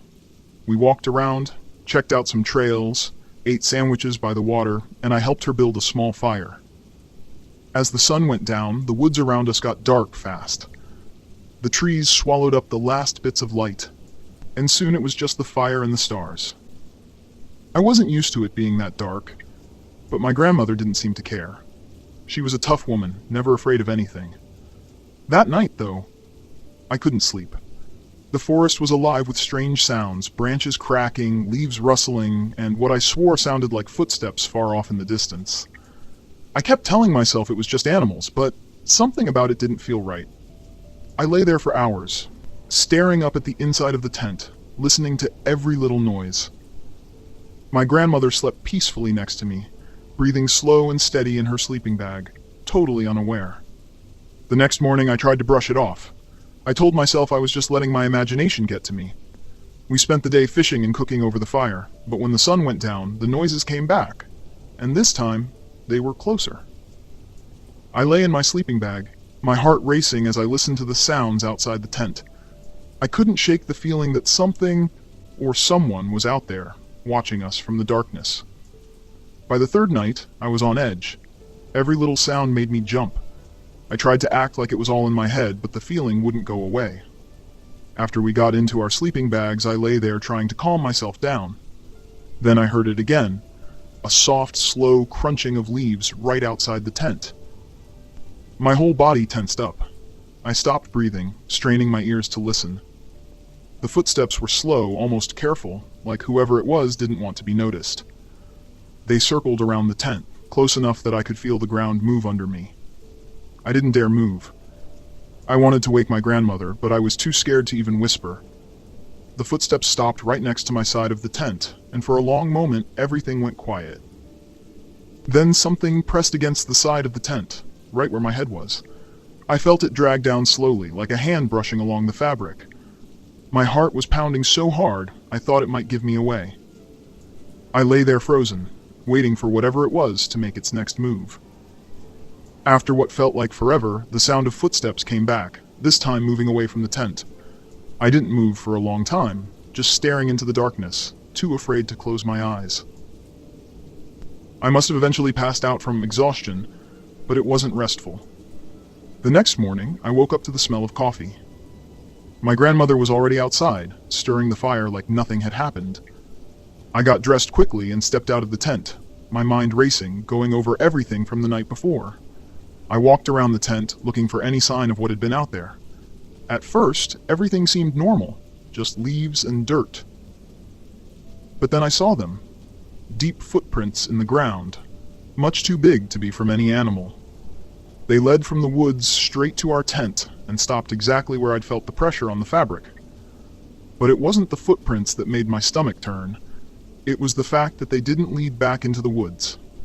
There were no tracks leaving our campsite, just the ones that came in. Something or someone had walked up to our tent and never left. I didn't say anything to my grandmother. We packed up camp and left that morning. I couldn't stop thinking about those footprints on the drive home. No matter how hard I tried to forget, I couldn't shake the feeling that something was wrong, that something had been there with us, watching us. And to this day, every time I think about that night, I wonder where they went, or worse, if they're still out there, following me, waiting for the right time to come back. We were camped out in the middle of nowhere for a training exercise deep in the mountains. It was supposed to be an easy army trip, nothing big. We set up our tents close to the woods where the trees were thick, and the air felt cold. You could smell the pine trees all around us. It was so quiet out there that you could almost forget how far we were from anything. The first night went all right. We did the usual stuff, set up our tents, ate some quick meals, and kept watch around the camp. But by the second night, something didn't feel right. It wasn't the usual feeling of being out in the wild. It was different, like something was off, but I couldn't figure out what. I was on guard duty, walking and looking around the camp, when I started hearing noises. At first, I thought it was just the wind, but it didn't sound like that. It was more like someone or something moving around in the woods, just outside of where the trees started. I looked into the darkness, but I couldn't see anything. The moonlight barely got through the branches, making it tough to see far into the forest. I told myself it was probably just animals. Still, that creepy feeling stuck with me the rest of the night. When my shift ended, I went back to my tent, but I couldn't sleep well. Every time I closed my eyes, it felt like someone was watching me. By the third night, everyone else seemed tense too. No one was saying anything, but I could tell by the way they moved and kept looking at the woods that something was bothering them. The air felt heavier that night, like something was in the woods keeping an eye on us. That night, I heard the noise again. This time, it was closer. I grabbed my gear and stepped out of my tent. Some of the others were already awake, standing by the campfire, looking into the trees. I knew they had heard it too. We all stood still, listening. The sound came again, moving closer. It wasn't an animal. Whatever was out there was bigger, and it was moving slowly like it didn't want us to hear it. My heart was racing as I stared into the trees, trying to see what it was, but I couldn't make out anything. Then behind me I heard something in the bushes. I turned quickly, ready for anything, but there was nothing there. Just the dark woods. Everything had gone quiet again.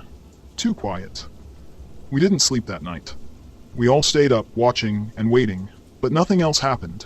No more sounds, no movement, just silence. By morning, we were worn out, but we had orders to stay another night. We couldn't leave yet. As the sun went down again, I couldn't shake the feeling that tonight was going to be worse, and it was. Just after midnight, the noises started again, but this time, they were coming from all around us. Whatever was out there was circling our camp, staying just out of sight. My stomach turned, and I knew this wasn't normal. There was no way it was just animals. Then, there was a loud crash, like something big had hit the ground hard, not far from where we were. I felt my blood run cold. We rushed toward the sound, our flashlights cutting through the dark, but there was nothing. No tracks, no signs of anything. Whatever it was gone. We didn't wait for the morning. We packed up and got out of there before the sun came up, ending the training early. The higher-ups didn't say anything about what happened, just told us to move out. I didn't ask any questions, but I couldn't shake the feeling that they knew something we didn't. Whatever was out there in those woods, it was watching us the whole time, waiting. And I don't think it was just the wind that kept me awake those nights. There was something out there, something real. Something we couldn't see. And I think we left just before it was ready to show itself.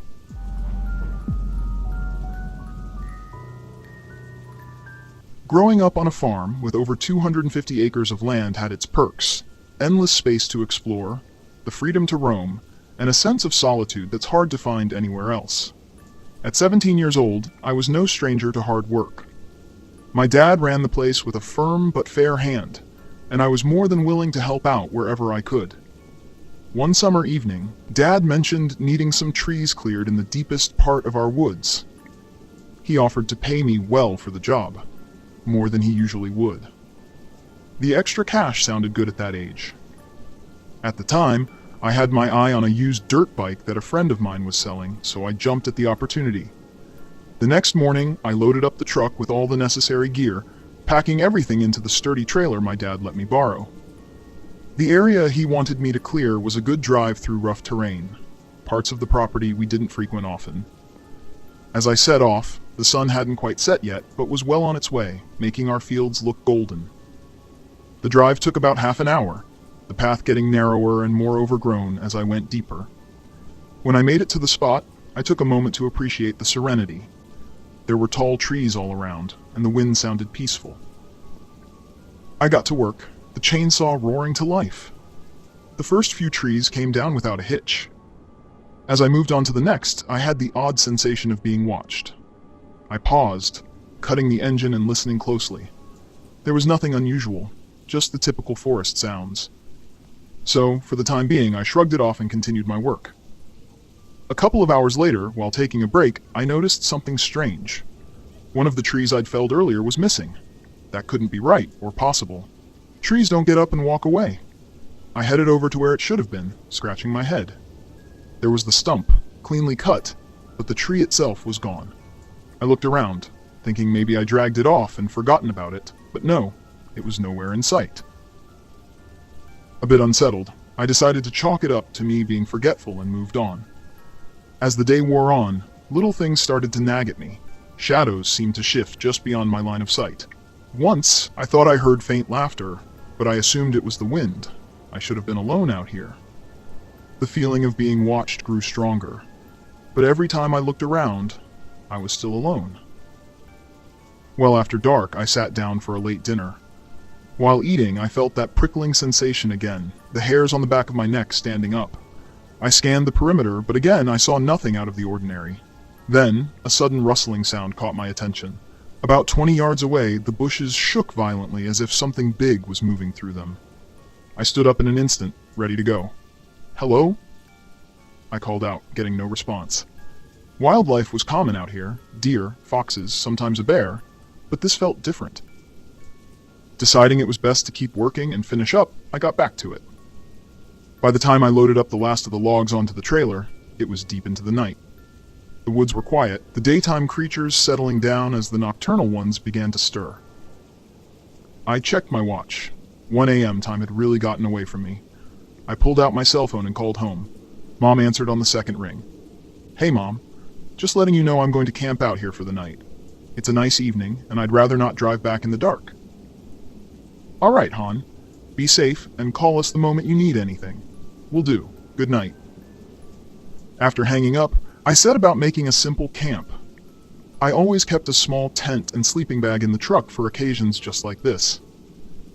With the tent pitched near the truck, I started a small fire to cook some dinner. Just canned beans and hot dogs.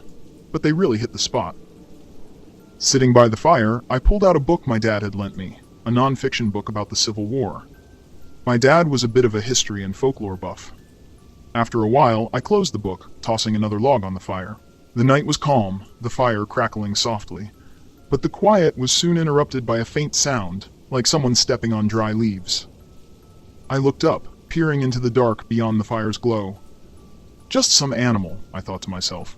Still, the feeling of being watched returned, a bit stronger than before. I decided to turn in, thinking after all that hard work, it'd be easy to sleep. I doused the fire, leaving just a few embers glowing, then crawled into my tent. Lying there, I couldn't shake the feeling that something was out there. I told myself I was being paranoid, that the strange occurrences throughout the day were just adding up and getting to me. Sometime later, I drifted off, only to be jolted awake by a loud thump. I sat bolt upright. The sound had come from near my truck. Listening closely, I heard what sounded like heavy breathing, but it was irregular. I unzipped the tent just enough to peer out. The moonlight made everything look extra creepy, with how it cast the shadows, but I didn't see anything unusual, at least, not at first. The truck and trailer were sitting there just as they should, but then I saw something. A shadow slipping behind a tree, too big to be any animal I knew. I froze, my breath caught in my throat. Then I saw the shadow move again, darting from one tree to the next, always just out of full view. It was like it knew exactly where my gaze would land and avoided it perfectly. There was something familiar about it, but I wasn't sure why. I tried to calm myself, telling myself it was nothing, just my eyes playing tricks. Gathering my courage, I grabbed the flashlight and shone it toward the trees. Everything was silent until I began to hear the breathing again, closer this time. I swung the flashlight around frantically. For a split second, I thought I saw a figure, a tall, gaunt shape slipping behind a tree. My hand shook, the light wobbling. I knew, deep down, that I shouldn't stay out here. Slowly, I backed into the tent and packed up what little I had inside. Emerging cautiously, I made my way toward the truck, keys in hand. The trailer was loaded down with logs. I climbed into the driver's seat and locked the doors. The engine roared to life, and I felt a wave of relief. I put the truck in gear and tried to pull forward, but the vehicle struggled. The weight of the loaded trailer was too much for the uneven terrain. Panic set in. With the trailer attached, maneuvering quickly would be nearly impossible. If I could get moving at all, I needed to unhook it. Gathering every ounce of courage I had, I stepped back outside into the dark. I was terrified. I could feel eyes on me, and my hair stood on end. I worked quickly, unlatching the trailer, causing metal to clank loudly in the forest. Then I heard it, a low growl behind me. Too scared to glance in that direction, I finished unhooking the trailer and jumped back into the truck. Flooring it, the tires spun for a moment before gaining traction, and I sped down the rough path, branches scraping the sides. In the rearview mirror, I thought I saw movement, a dark shape standing in the middle of the path, but it vanished as I rounded a bend. The drive back was a blur. I didn't slow down until I saw the lights of the farmhouse in the distance. Pulling into the yard, I shut off the engine and sat there, hands gripping the wheel tightly. I didn't tell my parents the full story, just that I decided to come back early. They noticed the trailer was missing, and I explained I'd left it there, planning to retrieve it the next day. That night, sleep eluded me. I kept thinking about what I'd seen. The next morning, Dad and I drove back to get the trailer. The area looked normal enough in the daylight. The trailer was still there, loaded with logs. "Why'd you unhook it out here?" Dad asked. "Had some trouble maneuvering last night," I replied. "We hitched it back up without incident. As we were about to leave, I glanced back toward the trees. For a brief moment, I swear I saw a dark shape slip behind a trunk, but it could have been a trick of the light." Back home, I went straight to the bookshelf in my dad's study. Something about the experience felt familiar, though I couldn't put my finger on why. I searched through the volumes until I found one I remembered reading years ago, a book on North American forest folklore. I read through the evening until I came to one creature, the hide-behind. According to legend, the hide-behind preyed on those alone in the woods after dark. It could contort its body to hide behind the narrowest of trees, always staying just out of sight. Victims often reported feelings of dread and the sensation of being watched before disappearing without a trace. A shiver ran through me. I wasn't one to believe in folklore. I'd always thought it was just fun to read, but the parallels were too strong to ignore. I decided to share a bit with my dad in a subtle way. "Have you ever heard any stories about strange things in the woods?" I asked him. He looked at me. "Your great-grandpa used to tell tales about creatures out there, some old lumberjack legends." "Like the hide-behind?" He raised an eyebrow. "You've been reading that book, huh?" "Yeah, just curious." "Those are just stories, son. But honestly, I've always thought every legend had a kernel of truth. Always good to be cautious out there, especially if you're alone." I nodded, not entirely reassured. From that point on, I believed something was out there. I avoided going deep into the woods alone and stuck to familiar areas near the farm. One evening, I met up with a friend who lived nearby and mentioned my experience. To my surprise, he didn't laugh me off. "Well, you're not the first to feel that way out there," he said. "I've heard old-timers around here talk about strange happenings, stories of missing livestock and eerie sounds. Some of them won't even go into the woods after dark anymore." This was both comforting and unsettling. To know I wasn't alone in this was a small relief, but it also made everything feel more real. To this day, I tread carefully on our land. The woods aren't as serene as they used to be. They're a place to be respected and feared. What do you think? Do you believe the hide-behind is real? Have you ever encountered one? Let me know, because I'm very, very curious. Thank you for tuning in to Unexplained Encounters.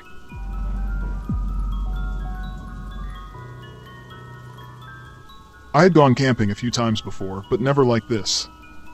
This spot was way deeper in the woods than I had ever been. I wanted some time alone, away from the noise and people, and this seemed like the perfect place. I parked my car at the edge of a small open area, grabbed my stuff and set up camp. By the time it was late afternoon, everything was set. The tent was up, I had gathered enough firewood, and I started a small fire to keep the chill away. As the sun started to go down, I noticed how quiet it was. No birds, no wind, no sounds from the bushes. Just nothing. I had hoped for some peace, but this silence felt weird, almost too heavy. I tried to ignore the strange feeling and focused on making my dinner. The fire crackled as I ate, but the strange feeling stuck with me. I kept glancing into the woods, expecting to see something moving, but there was nothing, or at least not yet. It got dark faster than I thought it would. I put out the fire and crawled into my tent. Usually when I camp, the sounds of the forest help me fall asleep, but tonight it felt off. It was way too quiet. I closed my eyes, trying to force myself to sleep, but every small sound outside made my heart race. A twig snapping, leaves rustling. Normal sounds in the woods, but tonight they felt different, like they were too close. Hours passed, and I was finally starting to doze off when I woke up suddenly. My heart was pounding, and I wasn't sure why. It wasn't a noise that woke me, it was the lack of it. There was no wind, no animal sounds, nothing. I lay there listening, trying to hear anything outside the tent, and that's when I felt it. Something was out there. I don't know how I knew, but I could feel it. My skin went cold, and I broke into a sweat. I stayed completely still, trying not to breathe too loud. I kept telling myself I was just being paranoid, that it was all in my head, but the feeling wouldn't go away. Then I heard it, a soft crunch of leaves, like footsteps, slow and steady, moving around my tent. Someone or something was walking out there. My heart raced as I listened, trying to figure out where it was coming from. The steps circled the tent once, then again, then they stopped. The silence after that was worse than the sound of the footsteps. I didn't dare move. I lay there frozen in fear, every second dragging on like it would never end. After what felt like forever, the footsteps started again, but this time they moved away deeper into the woods. I stayed still for a long time, too scared to do anything. Eventually, I worked up the courage to unzip the tent just a little and peek outside. There was nothing there. No one. I didn't sleep at all after that. I kept waiting to hear those footsteps again, or to see something moving outside the tent, but nothing happened. When the sun finally came up, I didn't waste any time. I packed up my stuff as fast as I could and threw everything into my car. As I was driving away, something caught my eye at the edge of the clearing where the woods began. Footprints. Not animal tracks, but human ones. They led into the trees and disappeared. The thought hit me hard. Whoever had been out there had been watching me. They knew I was there. They had circled my tent, listening to me, waiting for something. I pressed down on the gas, wanting to get out of there as quickly as possible. The whole drive home, my heart wouldn't stop pounding. I couldn't shake the feeling that someone had been there all night watching me. I checked my rearview mirror more times than I'd like to admit. Even though I was miles away, I couldn't shake the feeling that someone was still out there, maybe even following me. As I drove, I couldn't help but wonder if I had been watched the whole time I was out there, even before I heard those footsteps. I had been traveling around Italy for a while, and after a few weeks of seeing the sights, I needed a break from the crowded cities. I found a quiet campsite near the mountains, far from any main roads or towns. The area was calm. Tall trees surrounded a small open space, and a thin stream ran along the edge of the site. It seemed like the perfect spot to unwind for a couple of nights. I set up my tent, started a small fire, and sat back to enjoy the peacefulness. The first day went by smoothly. I spent the afternoon walking around, listening to the sounds of the forest and the occasional bird off in the distance. As the sun went down, everything grew quiet, almost too quiet, but I brushed it off, telling myself I was just overthinking it. That night I woke up to a strange noise outside the tent. At first I thought it was an animal. Wild boar or deer were common in this part of the country, so I wasn't too worried. But the sound was odd, like something heavy being dragged across the dirt, slow and steady. I listened for a while, my heart racing a little, but eventually the noise stopped and I fell back asleep. The next morning I walked around the area looking for any signs of what might have made the noise. I couldn't find anything out of the ordinary, so I figured maybe I had dreamed it. I spent the day hiking a bit further up into the mountains, but I couldn't shake the uneasy feeling. Something about the quietness of the woods, how empty and still it felt, made me uncomfortable. That night, I went into my tent earlier, hoping a good night's sleep would help me forget about it. But in the middle of the night, I woke up again to the same sound. This time it was even closer, right outside the tent. A slow dragging noise, like something heavy being pulled across the ground. I stayed still, listening, barely breathing. The sound slowly moved around the tent, circling it. I could feel the ground slightly shaking beneath me with each pass. It felt like it went on forever. Finally, the sound faded away into the woods. I stayed awake until the sun came up, listening, but the forest had gone dead silent again. The next morning, I decided I'd had enough and wanted to leave early. As I was taking down my tent, I noticed something strange in the dirt around where my tent had been. There were deep, smooth grooves, like something heavy had been dragged around the campsite. The marks were wide and didn't look natural. There were no footprints or signs of any animals, just the strange, dragging lines that led into the woods. Curious, I followed the trail. It led deeper into the forest, weaving between the trees. I walked for a while until I came to a small clearing. At first, there didn't seem to be anything there, just an empty patch of dirt.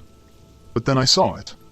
A large, heavy stone, smooth and round, sitting in the middle of the clearing. The ground around it was disturbed, like the stone had been dragged through the dirt, just like the marks back at my campsite. It didn't make any sense. There was no reason for it to be there, no sign of people, no explanation for how such a huge stone could have moved. It looked like someone, or something, had been dragging it through the forest. I backed away, my heart pounding, and hurried back to the campsite. As I packed up my gear, my hands were shaking. I just wanted to get out of there. As I was finishing up, I heard it again. The dragging noise, faint but growing louder, coming from the direction of the clearing. It was heading my way. I didn't look back. I grabbed my stuff and took off, walking as fast as I could without running. I didn't stop until I was far away from that place. I don't know what I saw, and I don't know what was out there with me. But the way that stone had been moved, the way that sound followed me, I can't shake the feeling that whatever was out there wasn't human. Something was watching me, something that didn't want me to see it. And I still wonder what might have happened if I hadn't left when I did.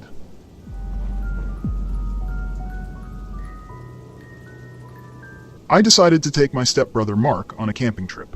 We were both excited about it. The plan was to head to a remote spot deep in the woods, far from other people. I thought it would be a good chance for us to bond and escape our busy lives. We got to the site in the early afternoon. It was a quiet, out-of-the-way place by a small lake, surrounded by thick trees. The place was perfect, isolated, peaceful, and far from any other campers. We set up our tent, built a fire, and spent the evening cooking over it. The night was cool, but nothing too unusual. Around midnight, after Mark had fallen asleep, I was lying in the tent, looking at the faint light of the lantern. The sounds of the forest were soothing, except for one thing: a steady, distant thud. It sounded like someone was hitting something, or a muffled drumbeat. At first, I tried to ignore it, thinking it was just an echo or some animal, but as the hours went by, the sound got louder and more urgent.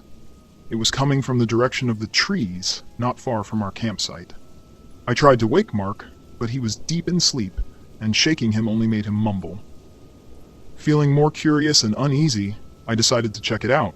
I grabbed a flashlight and stepped outside. The night was dark, and the thudding seemed to grow louder as I walked toward the forest. My flashlight cut through the darkness, casting creepy shadows on the trees.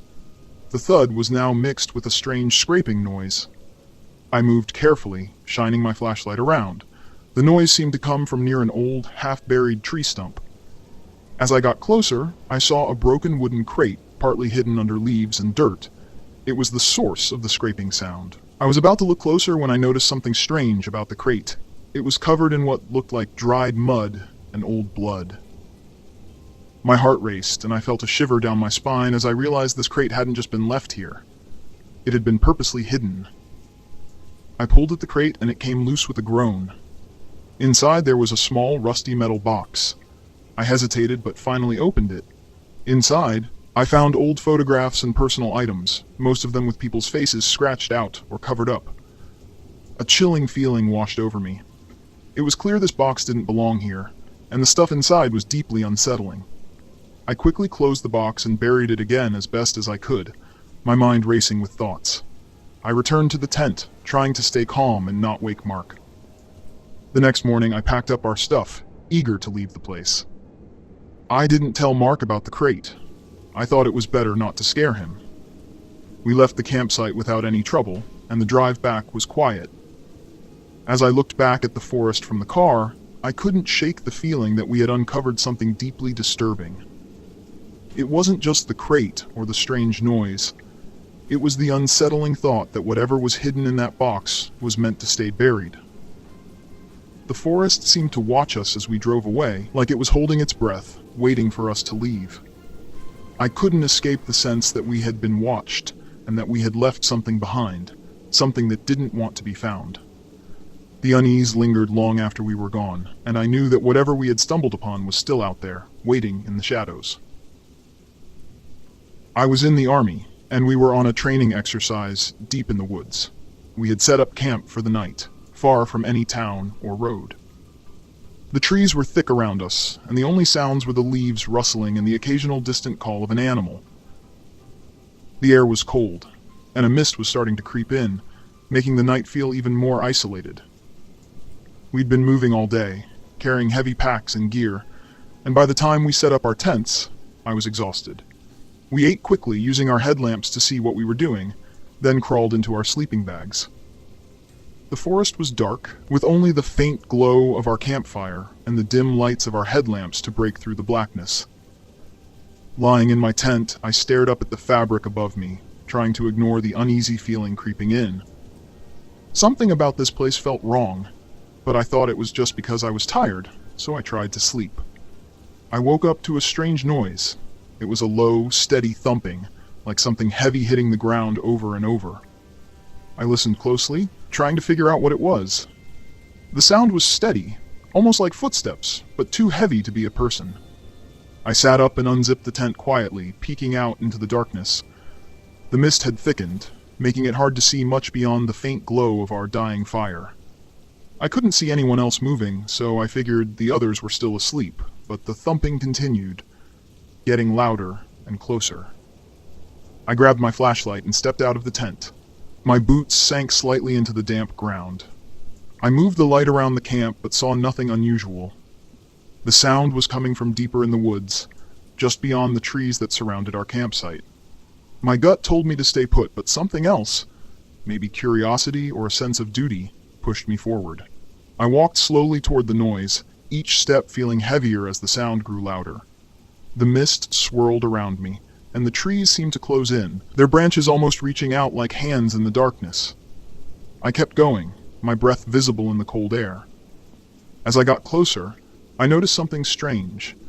The ground was disturbed, like something had been dragged through the dirt and leaves. My heart pounded in my chest, and I fought the urge to turn back, but I kept going, stepping over the disturbed earth until I reached a small open area. In the middle of the clearing was a huge tree, its trunk twisted and gnarled, roots sticking out in all directions. The sound was coming from behind it. I moved around the tree, my flashlight aimed ahead, trying to stay calm. When I got around the tree, I froze. There was a massive pit in the ground, about 10 feet wide and just as deep. The edges were rough, freshly dug, with chunks of earth scattered around. At the bottom of the pit, something big and dark was moving slowly. That was the source of the thumping. I squinted, trying to make sense of what I was seeing. It looked like an animal, but it was too big, its movements too deliberate. As I watched, it pulled something out of the ground, a long, thick root, or maybe a branch, and slammed it against the side of the pit over and over, creating that horrible, steady sound. The truth of what I was seeing hit me hard. This wasn't an animal. It was a person, or what used to be a person. Their body was covered in mud, muscles straining as they dug desperately into the ground. The hole was filled with other things, too, old bones, bits of cloth, and what looked like pieces of metal or wood. It was a grave, or maybe several graves, all mashed together in one horrific pit. I backed away slowly, my mind racing. This person had been digging for a long time, alone out here in the woods, their mind gone from the isolation, or maybe something worse. And now they were creating this place, this pit of death. I turned and ran back to camp as fast as I could, my breath coming in short gasps. When I reached the tents, I collapsed to my knees, trying to calm myself down. My mind was spinning, trying to process what I'd just seen. We left the campsite at first light, no one saying a word about the night. I never told anyone about the pit or the person digging it, but the memory of that sound, the steady thump of earth being moved, has stayed with me, haunting my thoughts. Now, whenever I'm alone in the woods, I listen carefully, dreading the day I hear it again, because I know that if I do, it won't just be a sound in the distance. It will be close, too close. And I won't be able to turn away. The pit will be waiting, and this time, I'll be the one pulled into the darkness.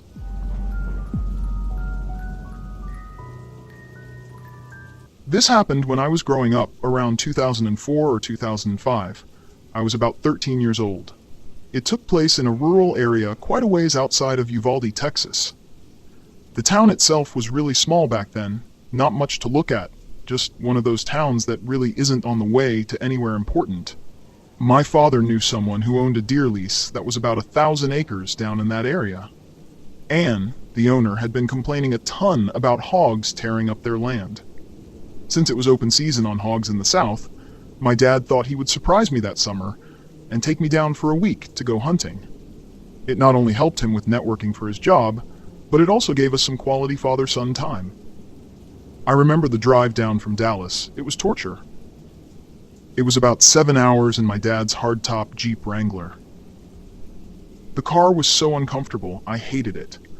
All I could do was either stare out the window or try to play Super Mario Land 2 on my Game Boy Pocket, something I was never able to accomplish in my youth. The drive obviously took most of the day, and we got there in the early evening. The owner of the land had told my dad that he hadn't had anyone lease it that year, and the cabin on the property might be a little rough and dusty. I didn't really care at that point in my life.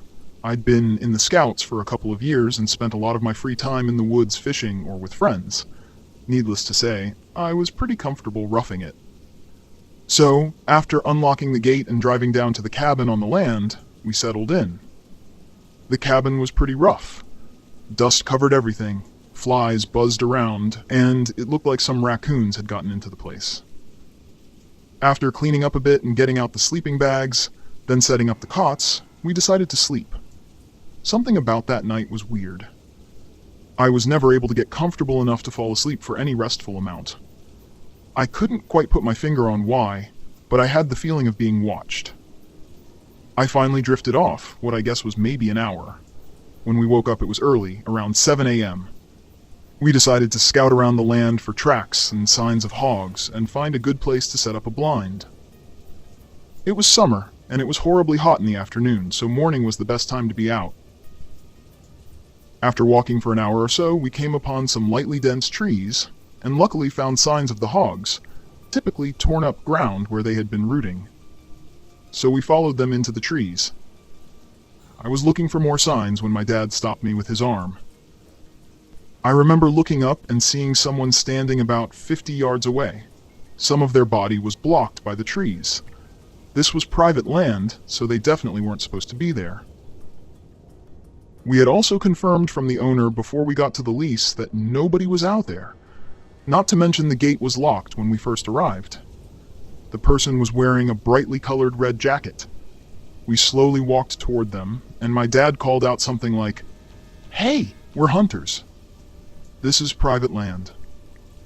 The person didn't move at all, dead still. We were about 30 yards away and could see that they were turned away from us with their hands in their pockets. The weird thing was that this person was wearing a ski jacket and what looked to be ski pants. Now this is Texas in the summer. It was about 98 degrees outside by then. My dad called out again. Still no reaction. He told me to stay behind him and unsnap the clip on his pistol holster. We approached the person's right side, and my dad told me to stay put about 20 yards away. I stayed, crouched down, and watched him circle around to the front of the man, all while talking to him and asking if he was okay. He finally passed around, and my dad stood up straight with a confused look on his face. I called out, "What's wrong?" He called back, saying, "It's a mannequin." I walked over to it while my dad just stood there staring at it. As I got closer, one thing stood out the most. The clothes it was wearing were brand new. No dust, no sap, no bird droppings, or signs of being outside for more than a day at most. That moment, I looked at my dad, and I could see him get worried almost immediately.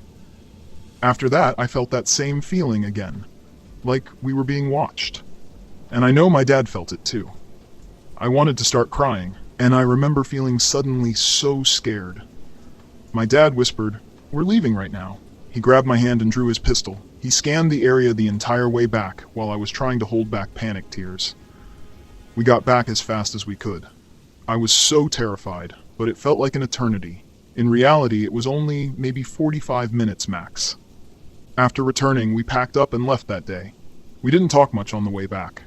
I remember right after we left, my dad called his buddy, the owner of the land, and he was confused. He said that he would go check it out the next week when he was in the area. He also said that he had never had any issues with people because his property was high fenced. My dad isn't normally a paranoid person, but with me being young and the possibility of someone out there that we didn't know about, he decided to be cautious and just get out of there. After we got back home, we talked. My dad wasn't able to sleep the night before either. He had that same feeling I did, but didn't want to wake me up because he thought I was sleeping. Turns out the next week he got a call from his buddy. He checked the whole property and never found any trace of anyone. No mannequin or anything. That story still makes my hair stand on end. No idea what that was, but the paranoid part of me thinks it was some kind of trap or something. Not the creepiest thing that happened to me in the woods, but definitely in the top 3.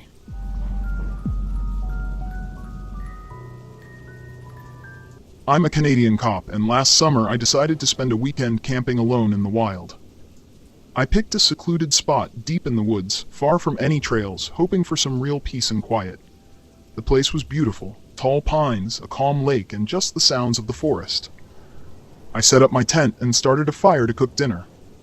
As the sun went down, the forest grew dark, and the usual quiet was sometimes broken by the sound of leaves rustling. I felt pretty relaxed, knowing I was ready for anything and used to being out here alone. Around midnight, I was woken up by a soft, steady tapping on my tent. At first, I thought it was just branches moving in the wind, or maybe a small animal, but then the tapping got louder and more rhythmic. It was coming from different sides of the tent, and it felt too organized to be random. My instincts kicked in, and I grabbed my flashlight and gun, even though I was off duty. I slowly unzipped the tent and shone my flashlight around. There was nothing there. The forest was unnervingly quiet. I stepped outside and checked the area. Everything seemed fine, but I noticed something odd. The ground around my tent was disturbed, like someone had walked around it carefully, staying out of the light from the fire. My heart was pounding, but I tried to stay cool. I decided to check it out, keeping my flashlight and gun ready as I walked around. I found small footprints in the dirt, bare footprints. They were fresh, and the fact that there were no shoes meant someone had been trying hard to stay hidden. I followed the tracks, keeping my distance and moving quietly. They led me to the edge of the lake, and what I saw there made my blood run cold. Across the lake, I saw a figure standing among the trees, barely visible in the dim light. The figure didn't move, almost like it was watching me. A chill went down my spine. I knew I had to get out of there. I hurried back to my camp, packed up quickly, and got into my vehicle. As I drove away, I kept checking the rearview mirror, expecting to see someone behind me. The figure was gone, but the uneasy feeling stayed with me. Back home, I reported the strange events to the local police, but no one was ever found in that area. The footprints and the odd disturbances around my tent were never explained. It was a harsh reminder that even in the most isolated places, you're never truly alone. The unsettling reality is that someone or something was out there, watching and waiting. My mom and I planned a camping trip by this quiet lake we'd been to before. It wasn't far, only an hour's drive from home, deep in the woods. We liked it because it was calm, and no one else went there, so we felt safe, even though it was far from everything. The first day went smoothly. We set up the tent, got a fire going, and spent the day sitting by the water. The air was fresh, and it was quiet, no one around for miles. It felt nice, like we had the whole place to ourselves. When night came, we climbed into our sleeping bags. I could hear the soft sounds of the forest outside, leaves rustling, a few crickets. It helped me fall asleep fast. But sometime during the night, I woke up. The fire had gone out, and it was completely dark inside the tent. The only light came from the moon outside, but even that was faint. As I lay there, I heard a noise outside the tent. At first, I thought it was just the wind in the trees, but then I realized it was something else, something closer. It sounded like something moving through the bushes near us. I stayed still, listening hard, trying to figure out what it was. My heart was beating fast, but I didn't want to move. Then I heard it again, a dragging sound, low and slow, like something was being pulled across the ground. I froze, trying to convince myself it was just a deer or some animal, but the noise kept coming closer, slowly making its way around the tent. I looked at my mom, who was still asleep next to me. I didn't want to wake her up and make her scared if it was nothing, but deep down, I knew something wasn't right. Suddenly, the tent moved. It wasn't a big movement, just a slight push, but enough to make my stomach twist. Whatever was out there had brushed against the side of the tent. I held my breath, trying not to make a sound. I didn't move, just listened, waiting for it to happen again. But nothing happened for a while. Then, after what felt like forever, I heard soft footsteps, faint at first, then quieter as they moved back into the woods. I lay there, eyes wide open, not daring to close them again. I stayed like that until morning, listening to every little noise, waiting for it to come back, but it never did. By the time the sun came up, I had almost convinced myself I imagined it. Maybe it was just the wind after all, or maybe I was dreaming and woke up in the middle of it. My mom didn't say anything about hearing noises, so I didn't bring it up. We spent the day fishing and hiking, but I couldn't shake this feeling that something wasn't right. Every time I looked at the trees, I felt like there were eyes on us, like someone or something was watching. But I kept quiet. I didn't want to scare my mom or ruin the trip. The second night, I barely slept. Every sound seemed louder, every shadow seemed bigger. I lay there with my eyes open most of the night, just waiting, but nothing happened. It was almost too quiet, and that made me even more nervous. When the morning came, I felt a wave of relief. We packed up quickly, eager to get out of there. As we loaded up the car, I noticed something that made my skin crawl. Right outside where our tent had been, there were deep, long drag marks in the dirt. They led from the trees right up to our tent, and then back into the woods. I didn't say anything to my mom, but I couldn't stop staring at those marks. They were way too big to be from any animal. I knew it looked like something heavy had been dragged around our tent in the middle of the night, right when I heard those sounds. We left, and as we drove off, I kept looking back at the woods, expecting to see someone or something standing at the edge, watching us go, but there was nothing. The trees looked empty. Now, every time I think about that night, I feel a deep chill run down my spine. Whatever was out there, it wasn't just passing by. It had come right up to our tent, close enough to touch us, and it left without a trace. But the worst part? I can't stop wondering why it left, or if it'll come back the next time someone camps there.